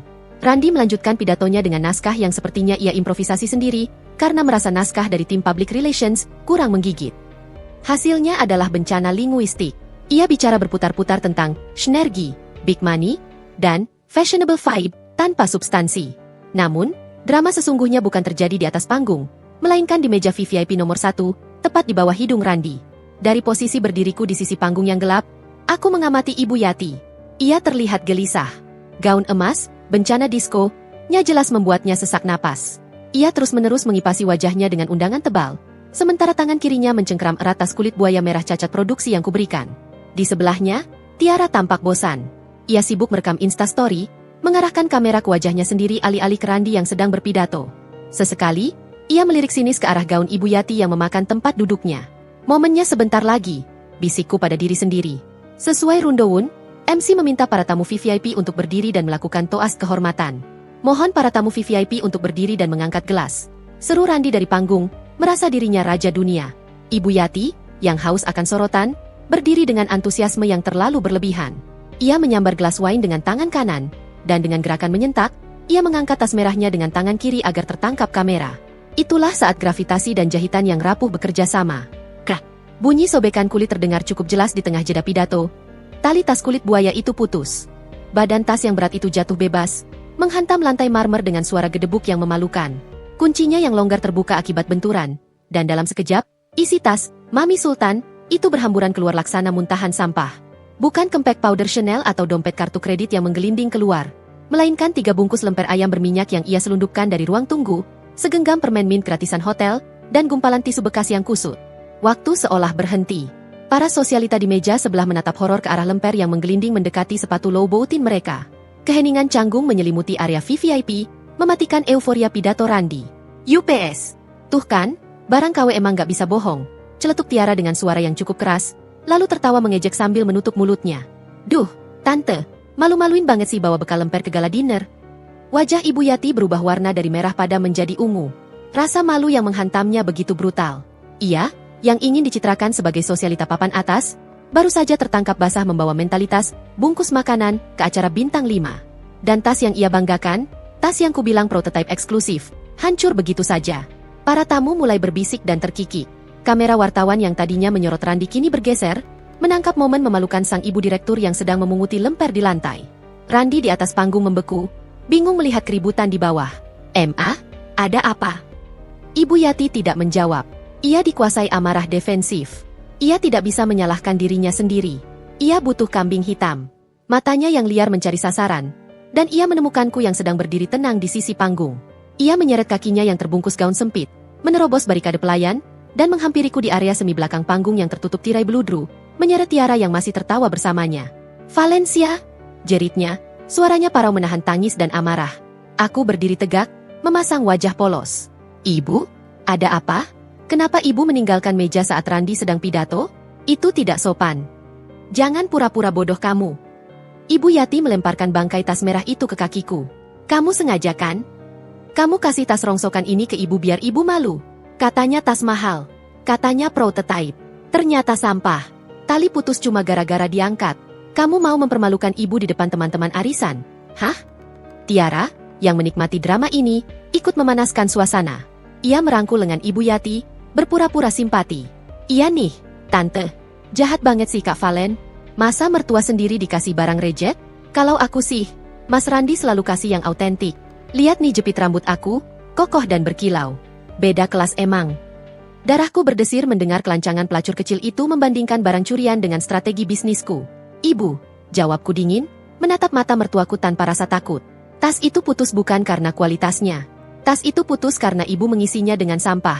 Lemper? Tisu bekas? Apakah itu barang yang pantas dimasukkan ke dalam tas seharga 50 juta? Ibu sendiri yang merendahkan nilai tas itu dengan mentalitas kampung ibu."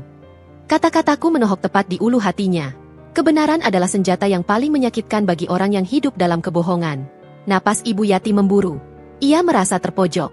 Egonya yang rapuh hancur berkeping-keping di hadapan menantu yang selama ini ia anggap sapi perah penurut. Dan di sebelahnya, Tiara, wanita yang ia anggap lebih menyenangkan, mengipas-ngipasinya seolah ia korban. "Dasar menantu durhaka," raung Ibu Yati. "Kamu pikir karena kamu kaya kamu bisa menghina ibu? Asal kamu tahu ya, Randi itu mendingan sama Tiara. Tiara lebih menghargai ibu. Dia lebih pantas jadi nyonya di rumah ini daripada kamu yang dingin kayak es batu. Oh. Aku mengangkat alis. Jadi ibu lebih memilih wanita simpanan yang memakai barang curian perusahaan daripada istri sah yang membiayai hidup ibu. Jaga mulutmu, potong Ibu Yati. Tiara itu masa depan Randi. Kamu cuma masa lalu yang sombong. Didorong oleh rasa malu yang tak tertahankan dan hasutan Tiara, tangan Ibu Yati melayang. Plah, sebuah tamparan keras mendarat di pipi kiriku. Suaranya cukup nyaring hingga terdengar oleh beberapa kru panggung dan tamu yang duduk di dekat tirai. Pipiku terasa panas menyengat. Rasa besi darah terasa sedikit di ujung bibirku. Cincin akik besar yang dipakai Ibu Yati menggores kulitku. Keheningan turun di area belakang panggung itu. Randi, yang baru saja turun dari panggung karena khawatir, tiba tepat waktu untuk melihat ibunya menampar istrinya. "Ma, apa yang Mama lakukan?" seru Randi panik. Ibu Yati, dengan napas terengah-engah, menunjuk wajahku dengan jari gemetar. Dia pantas mendapatkannya. Ran, dia menghina Mama. Dia menghina kita. Ceraikan dia. Kita tidak butuh uangnya. Kamu kan sudah jadi direktur. Kamu sudah sukses. Kita bisa hidup tanpa perempuan sombong ini. Ibu Yati benar-benar percaya pada ilusi itu. Ia percaya Randi benar-benar direktur hebat yang bisa menghidupinya.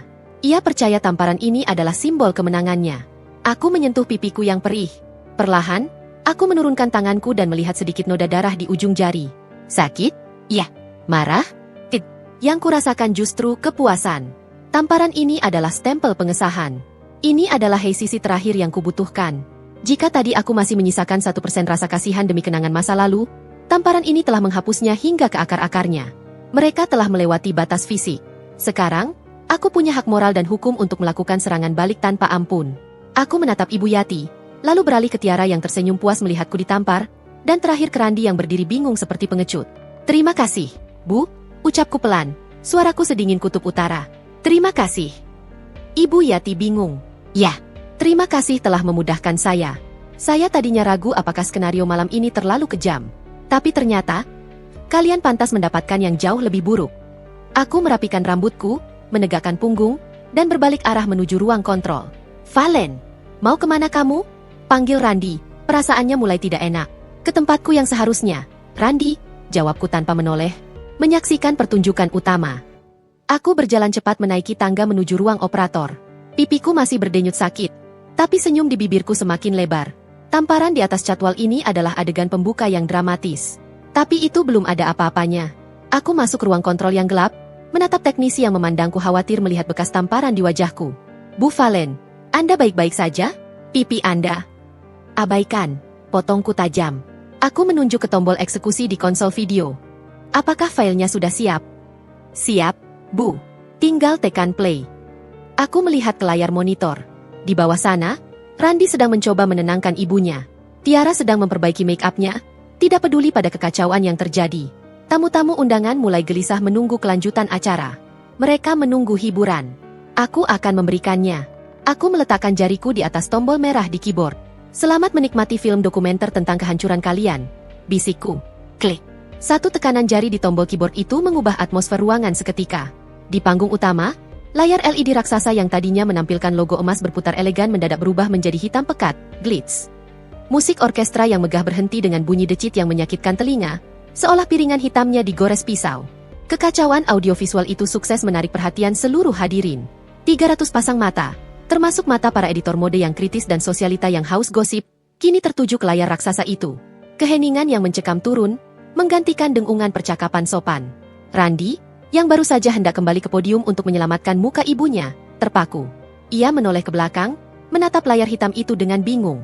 "Maaf, ada gangguan teknis sepertinya," ucap Randi gugup ke mikrofoon, mencoba tertawa kecil. "Harap tenang." Belum sempat ia menyelesaikan kalimatnya, layar itu menyala kembali. Bukan logo perusahaan yang muncul. Bukan video profil. Yang muncul adalah tulisan besar berwarna merah darah dengan font tebal yang memenuhi layar 8x4 meter itu. "Laporan audit internal, penggelapan aset pelanggaran etika direksi." Suara napas tertahan terdengar serempak dari audiens. Di ruang kontrol yang gelap, aku berdiri dengan tangan bersedekap, menatap monitor preview dengan kepuasan dingin. "Putar slide 1, perintahku pelan pada teknisi." Video berganti. Muncul kolase foto yang sangat familiar bagi dua orang di ruangan itu.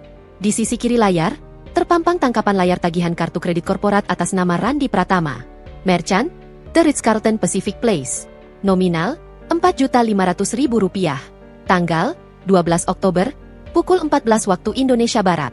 Di sisi kanan layar, muncul tangkapan layar Instagram story dari akun Tiara_Kitty. Foto 2 gelas champagne dengan latar jendela hotel yang sama. Waktunya presisi sama. Dan di sudut foto, terlihat jelas dompet kulit Bottega Veneta milik Randy. Caption Tiara yang norak itu diperbesar hingga bisa dibaca oleh nenek rabun sekalipun, meeting rasa dating sama my big boss. Hateable. Bisik-bisik mulai terdengar di ruangan. Kamera wartawan mulai berkedip liar, memotret layar raksasa itu. Skandal. Ini adalah makanan favorit mereka. Randy di panggung memucat. Kakinya goyah. Ia berlari ke arah operator panggung di samping, berteriak, "Matikan! Siapa yang menyalakan ini? Matikan sekarang!" Tapi operator di panggung tidak punya kendali. Kendalinya ada padaku, di lantai 2 yang terkunci rapat. Lanjut slide 2, perintahku. Layar berganti lagi. Kali ini lebih menyakitkan secara finansial. Daftar transaksi belanja di Sephora dan e-box senilai puluhan juta rupiah ditampilkan berderet. Di sampingnya, video unboxing Tiara yang memamerkan kosmetik mahal dan iPhone 15 Pro Max warna pink diputar secara looping. Suara cempreng Tiara menggema di sound system ribuan watt, memenuhi seluruh ballroom. "Guys, lihat nih, dibeliin lagi sama Ayang. iPhone pink. Emang ya, kalau cowok udah bucin, limit kartu kredit tuh nggak ada artinya." Para tamu undangan tertawa. Tawa mengejek. Mereka menunjuk-nunjuk layar, lalu menunjuk ke arah Tiara yang duduk membeku di meja VVIP. Wajah Tiara yang tadinya angkuh kini pucat pasi. Ia mencoba menutupi wajahnya dengan tangannya, tapi gaun merahnya terlalu mencolok. Dia tidak bisa bersembunyi. Dia adalah bintang utama di film dokumenter kriminal ini. Ibu Yati, yang masih berdiri di dekat panggung dengan sisa lemper di kakinya, menatap layar dengan mulut menganga. Ia melihat bukti nyata kemana larinya uang, anak suksesnya selama ini. Bukan untuk ibunya, tapi untuk gundik itu. Tapi aku belum selesai. Itu baru pemanasan. Sekarang, grand finale untuk si pelakor, desisku. Layar menampilkan rekaman CCTV ruang desain tertanggal 3 hari lalu. Dalam video hitam putih berkualitas tinggi itu, terlihat jelas sosok Randy mengendap-endap masuk ke meja kerjaku. Ia membuka laci, mengambil kotak bludru hitam, dan memasukkan jepit rambut Swarovski prototipe ke dalam saku jasnya. Layar kemudian membelah 2. Di sebelahnya, muncul video TikTok terbaru Tiara. Video di mana ia berjoget sambil memamerkan jepit rambut yang sama di kepalanya. Teks hukum muncul di bawah video. Pelanggaran hak kekayaan intelektual, pencurian aset perusahaan, pasal 362 KUHP. Barang bukti dikenakan oleh tamu VVIP di meja 1. Sontak, ratusan kepala menoleh ke arah Tiara. Lampu sorot panggung yang dikendalikan teknisi, atas perintahku, mendadak berputar dan menyorot Tiara dengan cahaya putih yang menyilaukan. Tiara terperangkap seperti rusa di lampu sorot.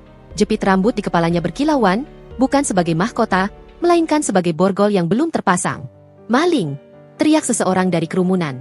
"Itu desain yang belum rilis kan? Wah, gila, bocor ke pelakor!" seru editor majalah mode dengan nada jijik. Tiara panik. Ia mencoba melepaskan jepit rambut itu dari kepalanya, tapi rambutnya yang disasak-sasak membuatnya tersangkut. Ia menarik paksa hingga meringis kesakitan, rambut palsunya berantakan. "Tapi aku masih punya satu peluru terakhir. Peluru khusus untuk Ibu Yati. Dan jangan lupakan peran pendukung terbaik kita," gumamku. Layar berganti untuk terakhir kalinya. Video CCTV gudang logistik. Wajah Ibu Yati terlihat jelas. Ia sedang berada di gudang penyimpanan barang rejek, barang cacat. Ia terlihat memasukkan beberapa tas kulit yang cacat produksi ke dalam kantong plastik hitam besar, lalu menyembunyikannya di balik baju gamisnya yang longgar saat keluar. Teks muncul, pencurian stok gudang oleh pihak eksternal. Ibu Yati menjerit. Jeritan yang melengking tinggi, memecah keriuhan. "Tidak, itu bohong. Itu editan." Tapi tidak ada yang percaya. Gambar itu terlalu jelas. Sang Mami Sultan, yang sombong ternyata adalah maling kelas tri yang mencuri barang cacat karena tidak mampu membeli yang asli. Teman-teman arisannya yang tadi memuji tas merahnya kini menjauh dengan tatapan jijik, seolah Ibu Yati menderita penyakit menular. "Duh, pantesan tasnya putus. Barang curian dari tong sampah ternyata." Cibir Bu Marni keras-keras, kehancuran mereka sudah total. Randy di panggung sudah berhenti berteriak. Ia terduduk lemas di lantai panggung, menatap layar yang kini menampilkan total kerugian perusahaan akibat ulahnya, 58 miliar rupiah, 58 miliar rupiah, termasuk penalti kontrak. Angka itu bersinar merah, membakar retina matanya. Aku melihat ke bawah dari balkon kaca ruang kontrol. Pemandangan ini jauh lebih indah daripada lukisan abstrak mahal di rumahku. Ini adalah seni instalasi kehancuran yang nyata. Randy yang hancur mentalnya. Tiara yang dipermalukan sebagai pencuri dan pelakor. Ibu Yati yang terungkap sebagai penipu dan maling rendahan. Mereka bertiga terisolasi di tengah lautan manusia yang menghina mereka. Aku merapikan sedikit blazerku, memutar leher untuk melemaskan otot yang tegang. Bekas tamparan di pipiku masih terasa perih, tapi rasa sakit itu kini terasa manis. Itu adalah harga tiket yang murah untuk pertunjukan seindah ini. Aku menekan tombol mikrofon intercom yang terhubung ke seluruh pengeras suara ruangan. Cek 1, 2. Suaraku menggema di seluruh ruangan, mematikan semua bisikan. Semua orang mendongak, mencari sumber suara. Mohon perhatian, ucapku tenang. Suaraku terdengar berwibawa dan menakutkan, seperti suara Tuhan yang turun dari langit-langit. Pertunjukan hiburan telah selesai. Sekarang, mari kita masuk ke agenda bisnis yang sesungguhnya. Aku keluar dari ruang kontrol, melangkah ke balkon VIP yang terbuka, sehingga semua orang bisa melihatku berdiri di sana. Tinggi, hitam, dan tak tersentuh. Randi Pratama. Panggilku tanpa menggunakan mic, tapi akustik ruangan membawa suaraku dengan jelas. Randi mendongak, matanya basah oleh air mata ketakutan. Turun dari panggungku. Kontrakmu sudah berakhir, kataku dingin. Kemudian aku menatap petugas keamanan yang sudah kusiagakan di sudut-sudut ruangan. Petugas berseragam hitam berbadan tegap yang bukan security hotel, melainkan tim pengamanan swasta yang kusewa. Pak Danu, perintahku melalui mic. Amankan para pencuri aset perusahaan ini. Sita semua barang yang melekat di tubuh mereka yang dibeli menggunakan uang perusahaan. Termasuk gaun merah itu, jas putih itu, dan tas rongsokan itu. Lakukan sekarang. Suasana ballroom berubah menjadi kekacauan yang terorganisir. Ini bukan lagi pesta. Ini adalah penyitaan aset secara live. Dan aku, Valencia, adalah eksekutor tunggalnya. Perintahku menggema melalui pengeras suara, singkat dan absolut, laksana vonis hakim yang diketok palu godam. Lakukan sekarang. Di bawah sana, di lantai dansa yang kini berubah menjadi arena eksekusi, 5 orang petugas keamanan berseragam safari hitam bergerak serentak. Mereka bukan satpam hotel yang sopan. Mereka adalah tim recovery aset yang biasa menangani sengketa lahan keras.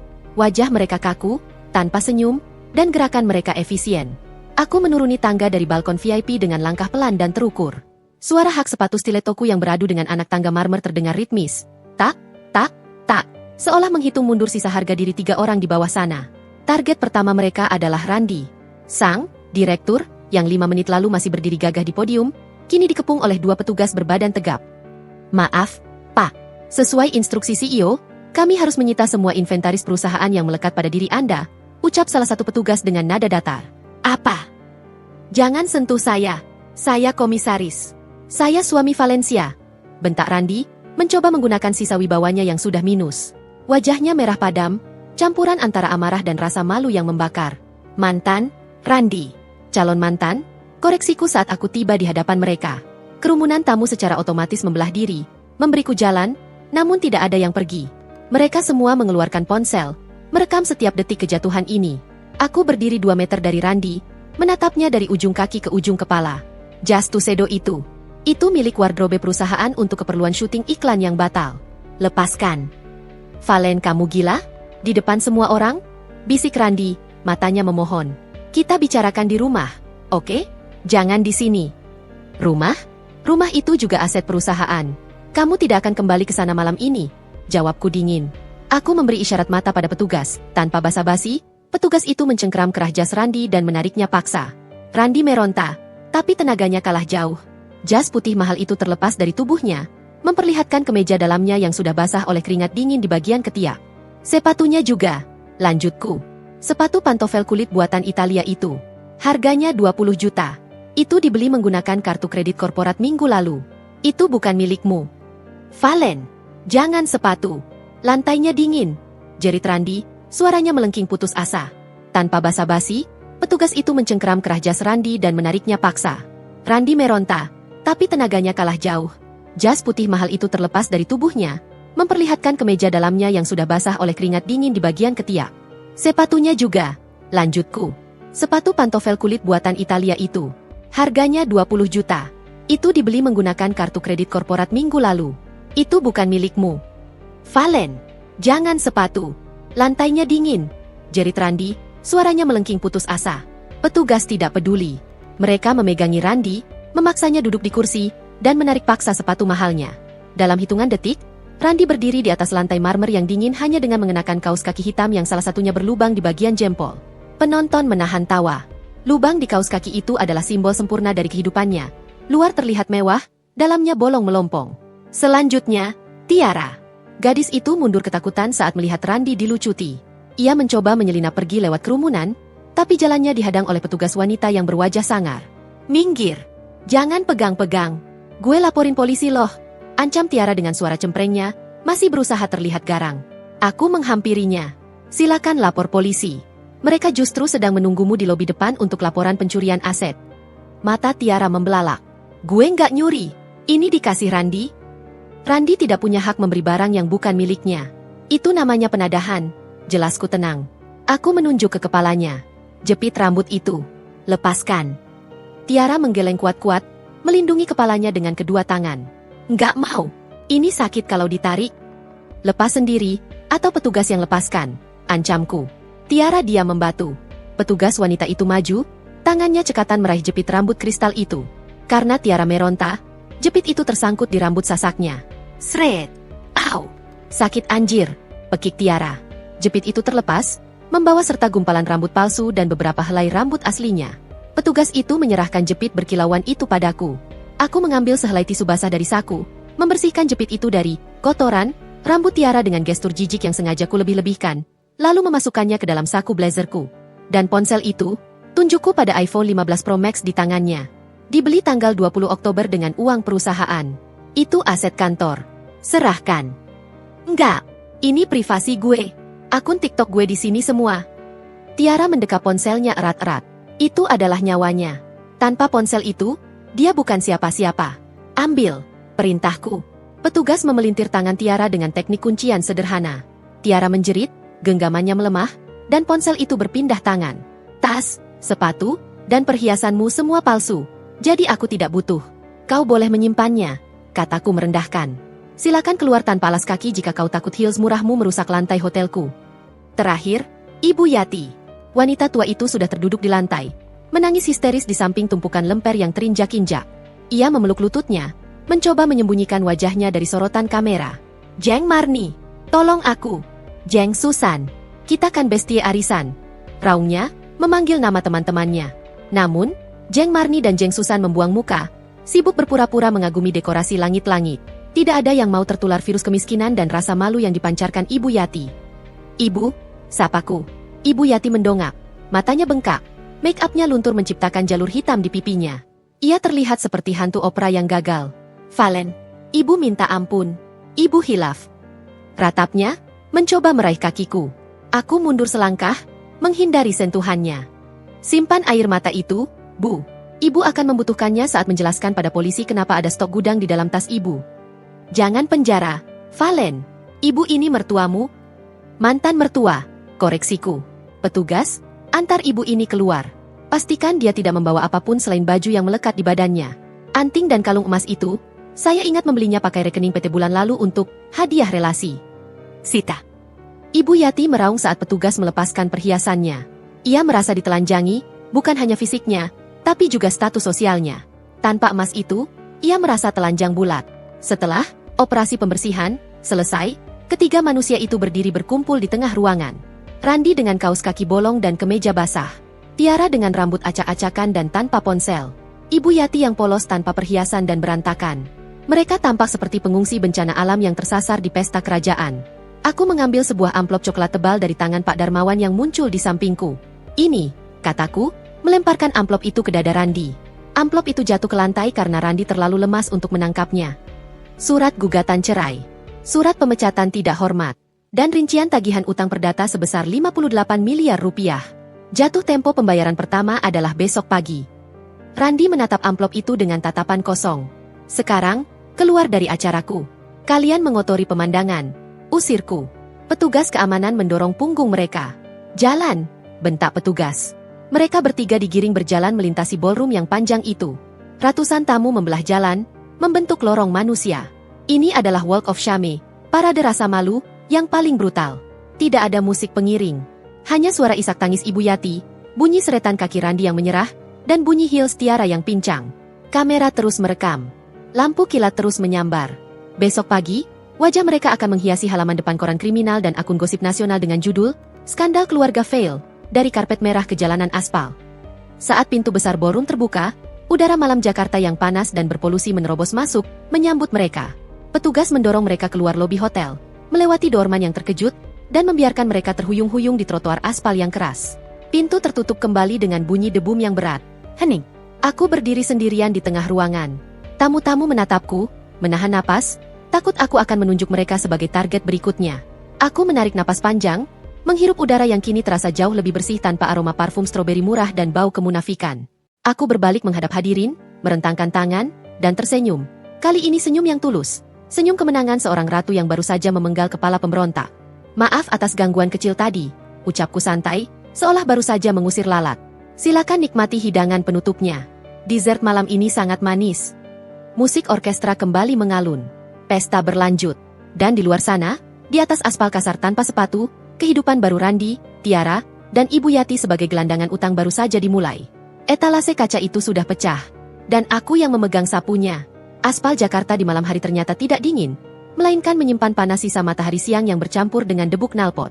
Bagi Randi, Tiara, dan Ibu Yati yang baru saja dimuntahkan dari lobi Hotel Bintang 5, trotoar di kawasan Kuningan itu terasa seperti permukaan wajan penggorengan.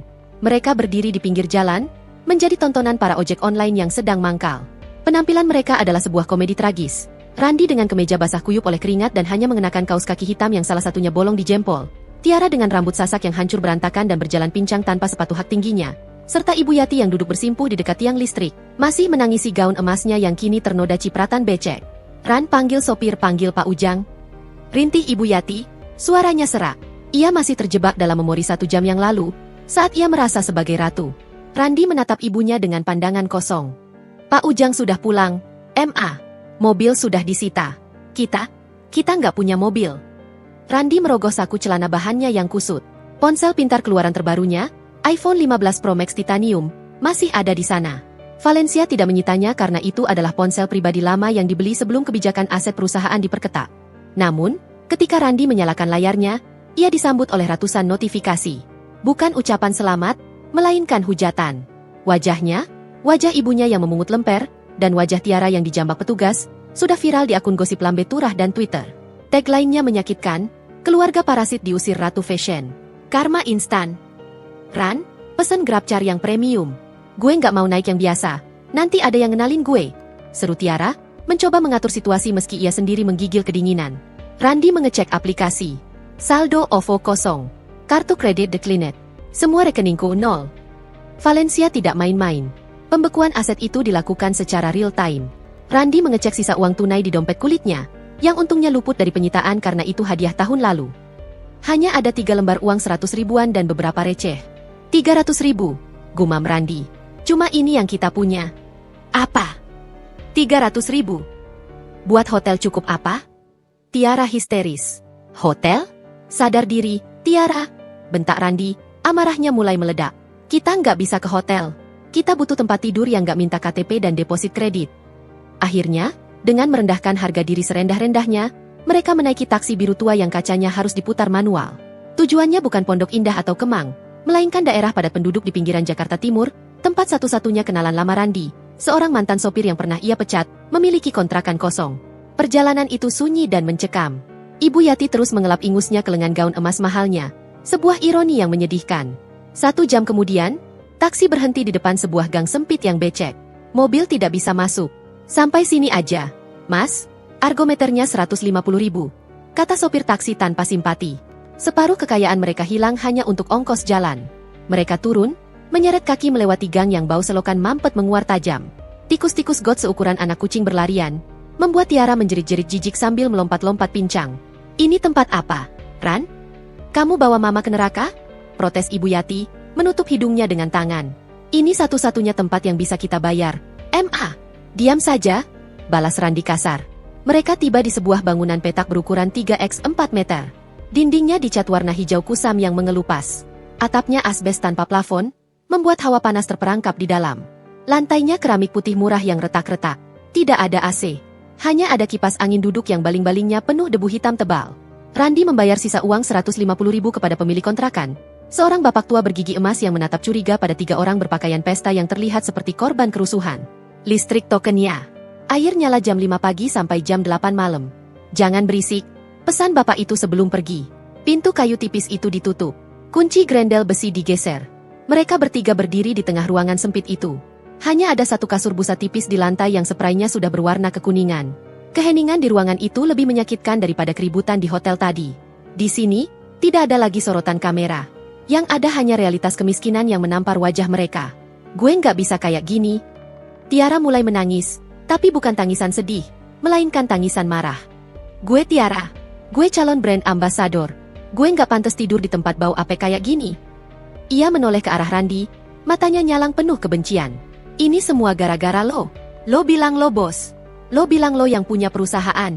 Lo bilang istri lo cuma boneka. Ternyata lo yang boneka.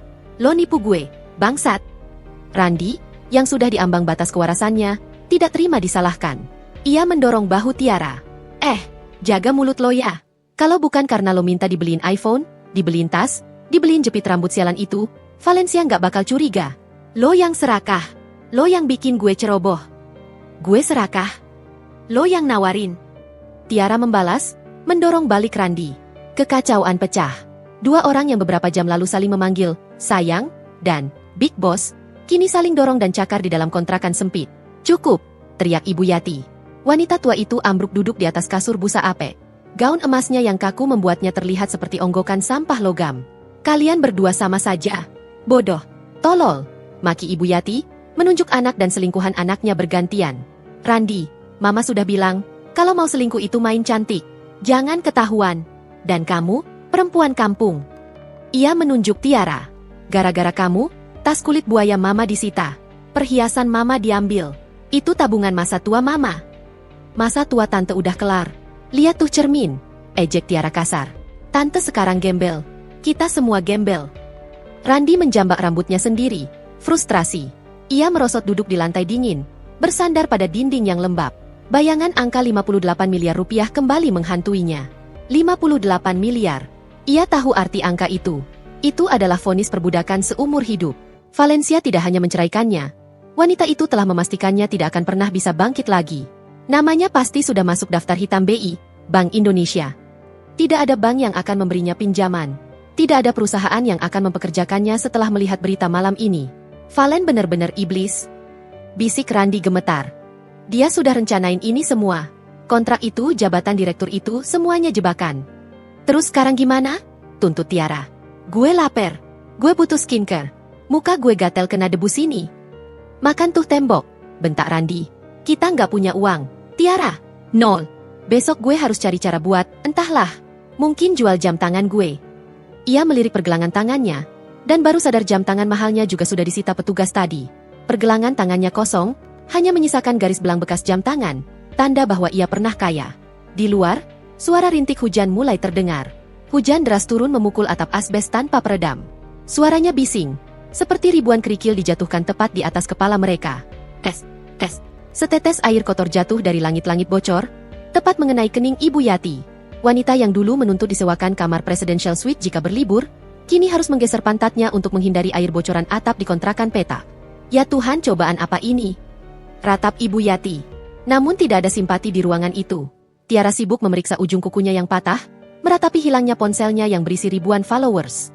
Randi memeluk lututnya, menyembunyikan wajahnya di antara kedua paha, mencoba menghilang dari dunia. Di gubuk reot modern ini, aliansi yang dibangun di atas keserakahan telah runtuh. Tidak ada cinta, tidak ada rasa hormat. Yang tersisa hanyalah 3 ekor tikus yang terperangkap dalam satu kotak, saling menggigit karena kelaparan dan ketakutan. Dan yang paling menakutkan bagi mereka adalah kesadaran bahwa ini baru malam pertama. Masih ada ribuan malam lagi yang harus mereka lalui dalam kegelapan ini. Sementara di kejauhan sana, di menara gading yang hangat, Ratu Valencia sedang tidur nyenyak di atas sutra. Randi mengangkat wajahnya sedikit, menatap bohlam lampu kuning yang berkedip-kedip suram. Kita tamat, bisiknya. Dan untuk pertama kalinya malam itu, tidak ada yang membantahnya. Matahari pagi menembus celah atap seng yang bocor, menciptakan garis cahaya berdebu di lantai keramik kontrakan petak itu. Tidak ada aroma kruasang hangat atau kopi single origin yang biasa menyambut pagi mereka. Gantinya, udara dipenuhi bau keringat basi dari 3 manusia yang tidur berdesakan di atas kasur busa tipis tanpa AC. Randi terbangun dengan leher kaku. Perutnya berbunyi nyaring, sebuah protes biologis karena belum diisi makanan layak sejak kemarin siang. Ia menatap langit-langit asbes yang kusam, berharap ini semua hanya mimpi buruk akibat terlalu banyak minum wine. Namun, suara dengkuran kasar Ibu Yati di sampingnya dan isak tangis tertahan Tiara di sudut ruangan mengonfirmasi bahwa neraka ini nyata. Gue lapar. Rintih Tiara. Gadis itu duduk memeluk lutut, Make up tebalnya luntur membentuk topeng badut yang mengerikan. Rambut sasaknya yang hancur kini mencuat kemana-mana seperti sarang burung. Diam, desis Randi. Ia meraih ponselnya, satu-satunya benda mewah yang tersisa. Baterainya tinggal 15%. Paket datanya habis karena lupa diperpanjang. Biasanya terdebit otomatis dari kartu kredit yang kini sudah mati. Ia menyambungkan ponselnya ke wifi gratis dari warung kopi di sebelah kontrakan yang sinyalnya timbul tenggelam. Begitu terhubung, notifikasi masuk bertubi-tubi. Bukan bantuan, melainkan tautan berita. Headline sebuah portal berita online ternama terbaca jelas, skandal fail culture. CEO bongkar penggelapan dana suami mertua di panggung live. Kerugian tembus 58 miliar. Randi membaca kolom komentar. Ribuan orang menghujatnya. Gigolo, benalu, maling. Harga dirinya sebagai laki-laki telah dikuliti habis, namun, di tengah keputusasaan itu, sebuah ide liar muncul di benak Randi. Di dunia ini, skandal laku dijual. Jika Valencia bisa mempermalukannya, maka ia bisa membalas dengan menjual sisi lain cerita ini ke media. Ia bisa berperan sebagai suami yang tertindas, korban dari istri yang gila kerja dan dingin. Kita belum tamat, kata Randi tiba-tiba, matanya menyala nekat. Tiara, Mama, bangun. Kita jual cerita ini. Ibu Yati terbangun kaget. Jual apa? Ran? Tas Mama sudah disita. Bukan tas. Gosip. Kita hubungi stasiun TV. Kita minta bayaran untuk wawancara eksklusif. Kita bilang Valen itu istri durhaka yang menelantarkan mertua. Kita putar balik faktanya. Seru Randi. Tiara langsung bersemangat. Bener juga. Gue bisa nangis-nangis di TV. Bilang kalau gue dijebak. Pasti viral. Bayaran talk show kan gede. Randi segera mencari kontak lama di ponselnya. Ia menemukan nomor Bram, seorang produser infotainment yang dulu sering memohon wawancara saat Randi masih di puncak kejayaan semu. Tut. Halo? Randi? Suara di seberang terdengar ragu. Bram. Ini gue, Randi. Gue punya materi panas buat lo. Eksklusif. Gue mau bongkar kekejaman Valencia. Gue mau klarifikasi kalau semua bukti video semalam itu manipulasi. Gue siap tampil di acara lo nanti sore. Tapi gue minta bayaran 50 juta tunai di muka. Hening sejenak di ujung telepon. Lalu terdengar suara tawa kecil yang meremehkan. Ran, lo bercanda ya? Lo belum cek email lo? Tanya Bram. Email apa? Gue nggak punya kuota. Pagi ini, semua redaksi media besar, termasuk kantor gue, dapat surat peringatan hukum dari Hadikoe Soemoo Partners, pengacara bini lo. Isinya gak order atau perintah pembungkaman. Jantung Randi berhenti berdetak sesaat. Maksud lo? Di kontrak, brand ambassador, yang lo tanda tangan kemarin, ada klausul NDA, non-disclosure agreement, super ketat. Kalau lo buka mulut tentang masalah internal perusahaan atau menjelekkan nama CEO di media, lo kena penalti tambahan 10 miliar dan langsung dipidana pencemaran nama baik tanpa proses perdata lagi. Pengacara Valen juga ngancem bakal nuntut media manapun yang nayangin wawancara lo sebagai penyebar kebohongan. Bram menghela napas. Sorry, Ran. Gak ada media yang berani lawan Valen sekarang. Dia pegang bukti CCTV pencurian yang valid. Kalau gue naikin cerita lo, stasiun TV gue yang dituntut. Gue gak bisa bantu. Lagian lo emang salah, bro. Maling ya maling aja. Klik. Telepon ditutup. Randi menjatuhkan tangan yang memegang ponsel. Harapan untuk mendapatkan uang cepat dari menjual drama telah hangus terbakar oleh antisipasi legal Valencia. Istrinya itu benar-benar menutup semua celah ventilasi. Gimana, Ran? Kapan kita masuk TV? Tanya Ibu Yati penuh harap. Nggak ada TV. MA, bisik Randi parau. Valen sudah memblokir semuanya. Kalau kita ngomong, kita masuk penjara hari ini juga. Ibu Yati menjerit frustrasi. Dasar wanita iblis. Terus kita makan apa? Wanita tua itu kemudian mengambil inisiatif sendiri. Jika media tidak bisa, maka ia akan menggunakan jaringan sosialitanya. Ia masih punya teman, pikirnya. Ia meminjam ponsel Randi, lalu menekan nomor Bu Marni, teman arisan yang kemarin duduk di sebelahnya. Marni pasti bantu. Dia kan sering mama traktir. Gumam Ibu Yati gemetar. Telepon tersambung. Halo? Siapa ini? Suara Bu Marni terdengar ketus. Marni, sayang ini Ratna Yati. Jeng Ratna. Duh, Jeng, aku lagi kena musibah fitnah besar. Valen itu jahat banget. Aku sekarang diusir. Boleh nggak aku pinjam uang dulu? 5 juta aja buat sewa hotel. Nanti diganti kalau masalah selesai. Ratna. Suara Bu Marni berubah menjadi nada jijik yang tidak ditutup-tutupi. Kamu masih berani telepon aku setelah bikin malu satu ballroom? Kamu tahu nggak? Gara-gara video kamu mengutin lemper itu viral, grup arisan kita jadi bahan ketawaan satu Jakarta. Kita dibilang arisan orang kampung. Tapi Marni, kita kan sahabat. Sahabat? Kamu itu cuma orang yang suka pamer barang palsu. Ratna, aku sudah lihat video CCTV kamu nyuri tas di gudang. Jangan mimpi aku mau bantu maling. Jangan hubungi aku lagi. Nomormu sudah aku blokir Diwa. Sambungan terputus. Ibu Yati menatap layar ponsel dengan tatapan kosong. Ditolak, dihina, dibuang. Status sosial yang ia bangun bertahun-tahun dengan uang menantunya, runtuh dalam hitungan detik. Ia bukan lagi Mami Sultan. Ia kini hanyalah nenek tua pencuri lemper yang viral. Mereka semua menjauh. Isak Ibu Yati. Teman-teman palsu.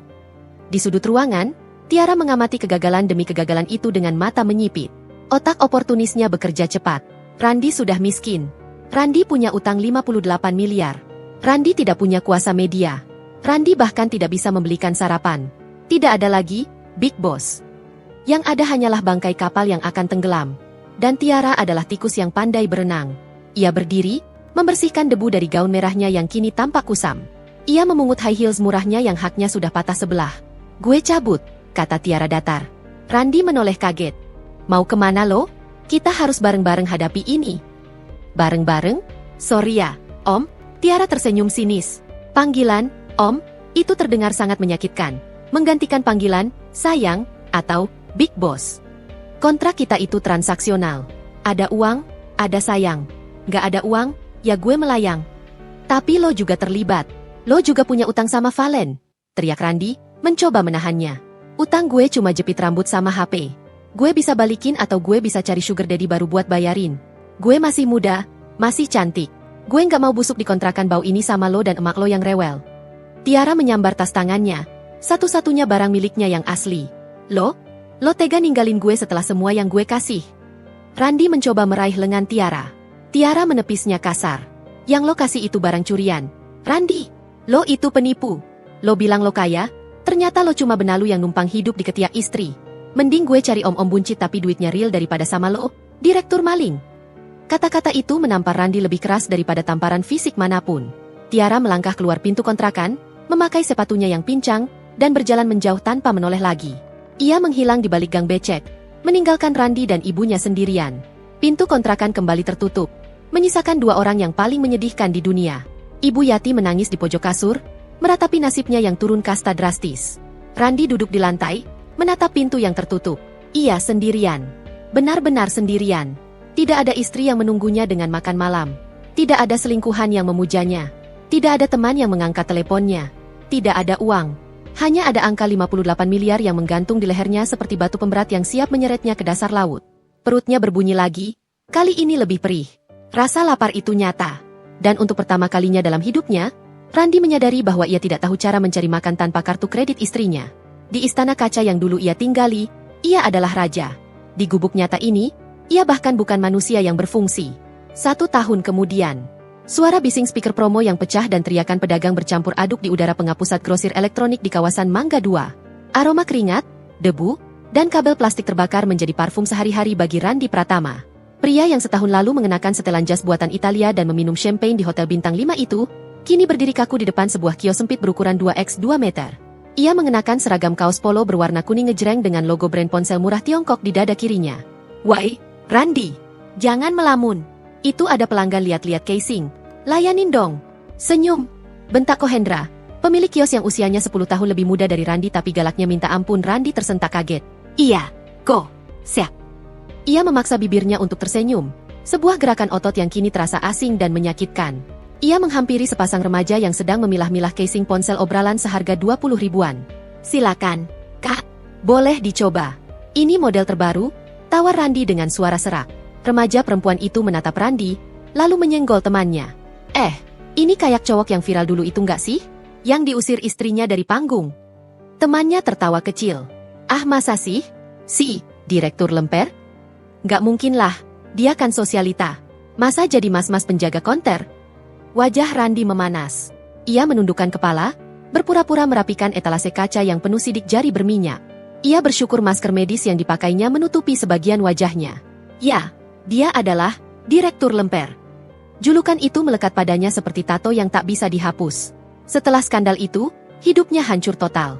Ia mencoba melamar kerja di berbagai perusahaan, namun jejak digitalnya terlalu busuk. Namanya masuk dalam daftar hitam profesional. Satu-satunya pekerjaan yang bisa ia dapatkan adalah pekerjaan kasar yang tidak memerlukan background check yang ketat. Penjaga kios aksesoris ponsel dengan gaji di bawah UMR. Dan gaji kecil itu pun tidak sepenuhnya miliknya. Ting! Ponsel butut di saku celananya berbunyi. Notifikasi SMS dari bank. Gaji masuk, Rp2.800.000. Autodebit pembayaran utang putusan pengadilan, A.N. Valencia Larasati Rp2 juta. Sisa saldo, Rp800.000. Randi menatap layar itu dengan mata berkaca-kaca. Setiap bulan, 70% dari penghasilannya dipotong otomatis oleh sistem perbankan untuk membayar cicilan utang perdata sebesar Rp58 miliar. Menurut perhitungan pengacara Valencia, Randi butuh waktu sekitar 400 tahun untuk melunasinya. Ia adalah budak korporat dalam arti yang sesungguhnya. Ia bekerja hanya untuk menyetor uang receh ke rekening mantan istrinya yang sudah melimpah ruah. Uang Rp800.000 itu harus cukup untuk bayar sewa kamar petak, yang kini lebih kecil dan lebih jauh di pinggiran Bekasi, dan makan nasi warteg sehari sekali. Ran, ini bon makan siang lo. Potong gaji besok ya, teriak Kohendra, melempar kertas minyak bekas gorengan ke arahnya. Randi mengangguk lemah. Ia teringat Ibu Yati. Ibunya kini tinggal di sebuah panti sosial milik pemerintah yang kondisinya memprihatinkan. Setelah jatuh sakit karena stroke ringan akibat stres diusir dari kontrakan sebelumnya, Randi tidak sanggup merawatnya. Ibu Yati menghabiskan hari-harinya di ranjang besi barak, menatap dinding kosong, tanpa tas Hermes, tanpa emas, dan tanpa teman arisan. Kadang, Ibu Yati masih mengigau, memanggil-manggil nama Tiara untuk memaki gadis itu. Tiara sendiri sudah lama menghilang. Kabar terakhir yang didengar Randi, gadis itu terlilit utang pinjaman online dan kabur keluar pulau, mungkin mencari mangsa baru di perkebunan sawit. Aliansi para parasit telah bubar, menyisakan Randi sebagai satu-satunya inang yang masih harus membayar harga. Saat jam istirahat, Randi keluar dari gedung pusat grosir untuk mencari udara segar. Ia berdiri di jembatan penyeberangan orang, menatap lalu lintas Jakarta yang macet. Di seberang jalan, sebuah videotron raksasa menyala terang. Iklan terbaru dari Veil Culture. Di layar itu, tampak sosok wanita yang sangat ia kenal.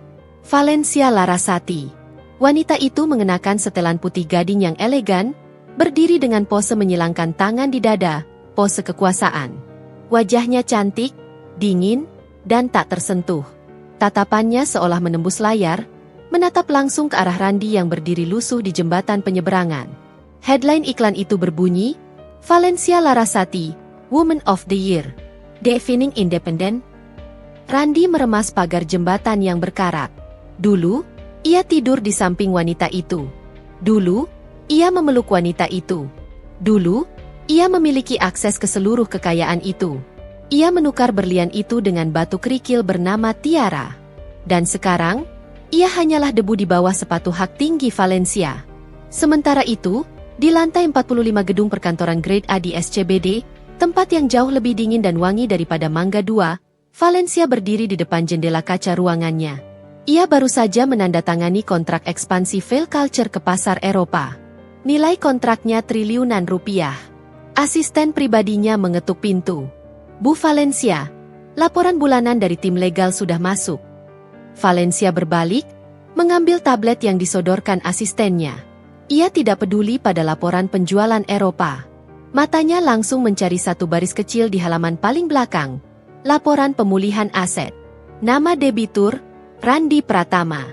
Status, autodebit berhasil. Nominal, Rp2 juta.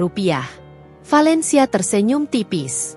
Nominal Rp2 juta itu tidak ada artinya bagi keuangannya. Itu bahkan tidak cukup untuk membeli satu botol parfumnya. Tapi, nilai Rp2 juta itu adalah simbol.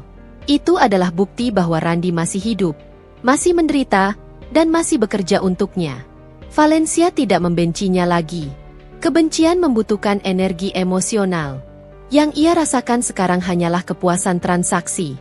Ia telah mengonversi sakit hatinya menjadi aset piutang abadi. Apa ada kabar tentang ibunya? Tanya Valencia datar.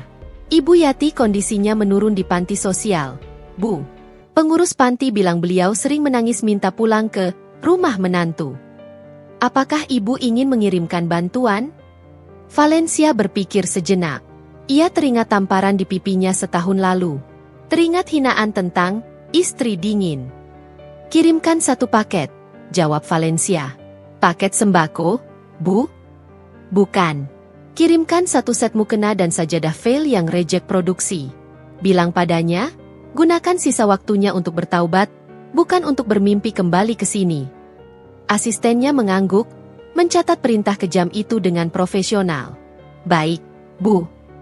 Valencia kembali menatap pemandangan kota Jakarta. Setahun lalu, ia merasa kesepian di apartemen mewahnya.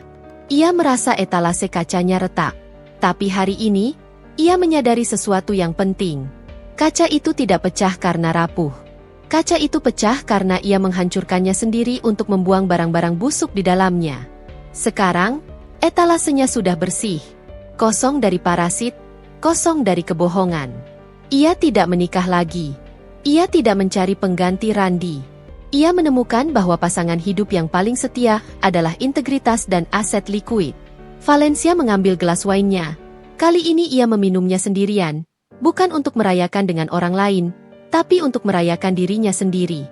Selamat menikmati nerakamu, Randi, bisiknya pada bayangan kota di bawah sana. Dan terima kasih. Pengkhianatanmu adalah investasi terbaik yang pernah kau berikan padaku. Ia menyesap anggurnya. Rasanya manis. Semanis kebebasan yang dibeli dengan harga mahal namun lunas terbayar. Di luar sana, di bawah jembatan penyeberangan yang panas, Randi menyeka keringatnya dan kembali masuk ke dalam kios sempit, melanjutkan hukumannya hingga akhir hayat.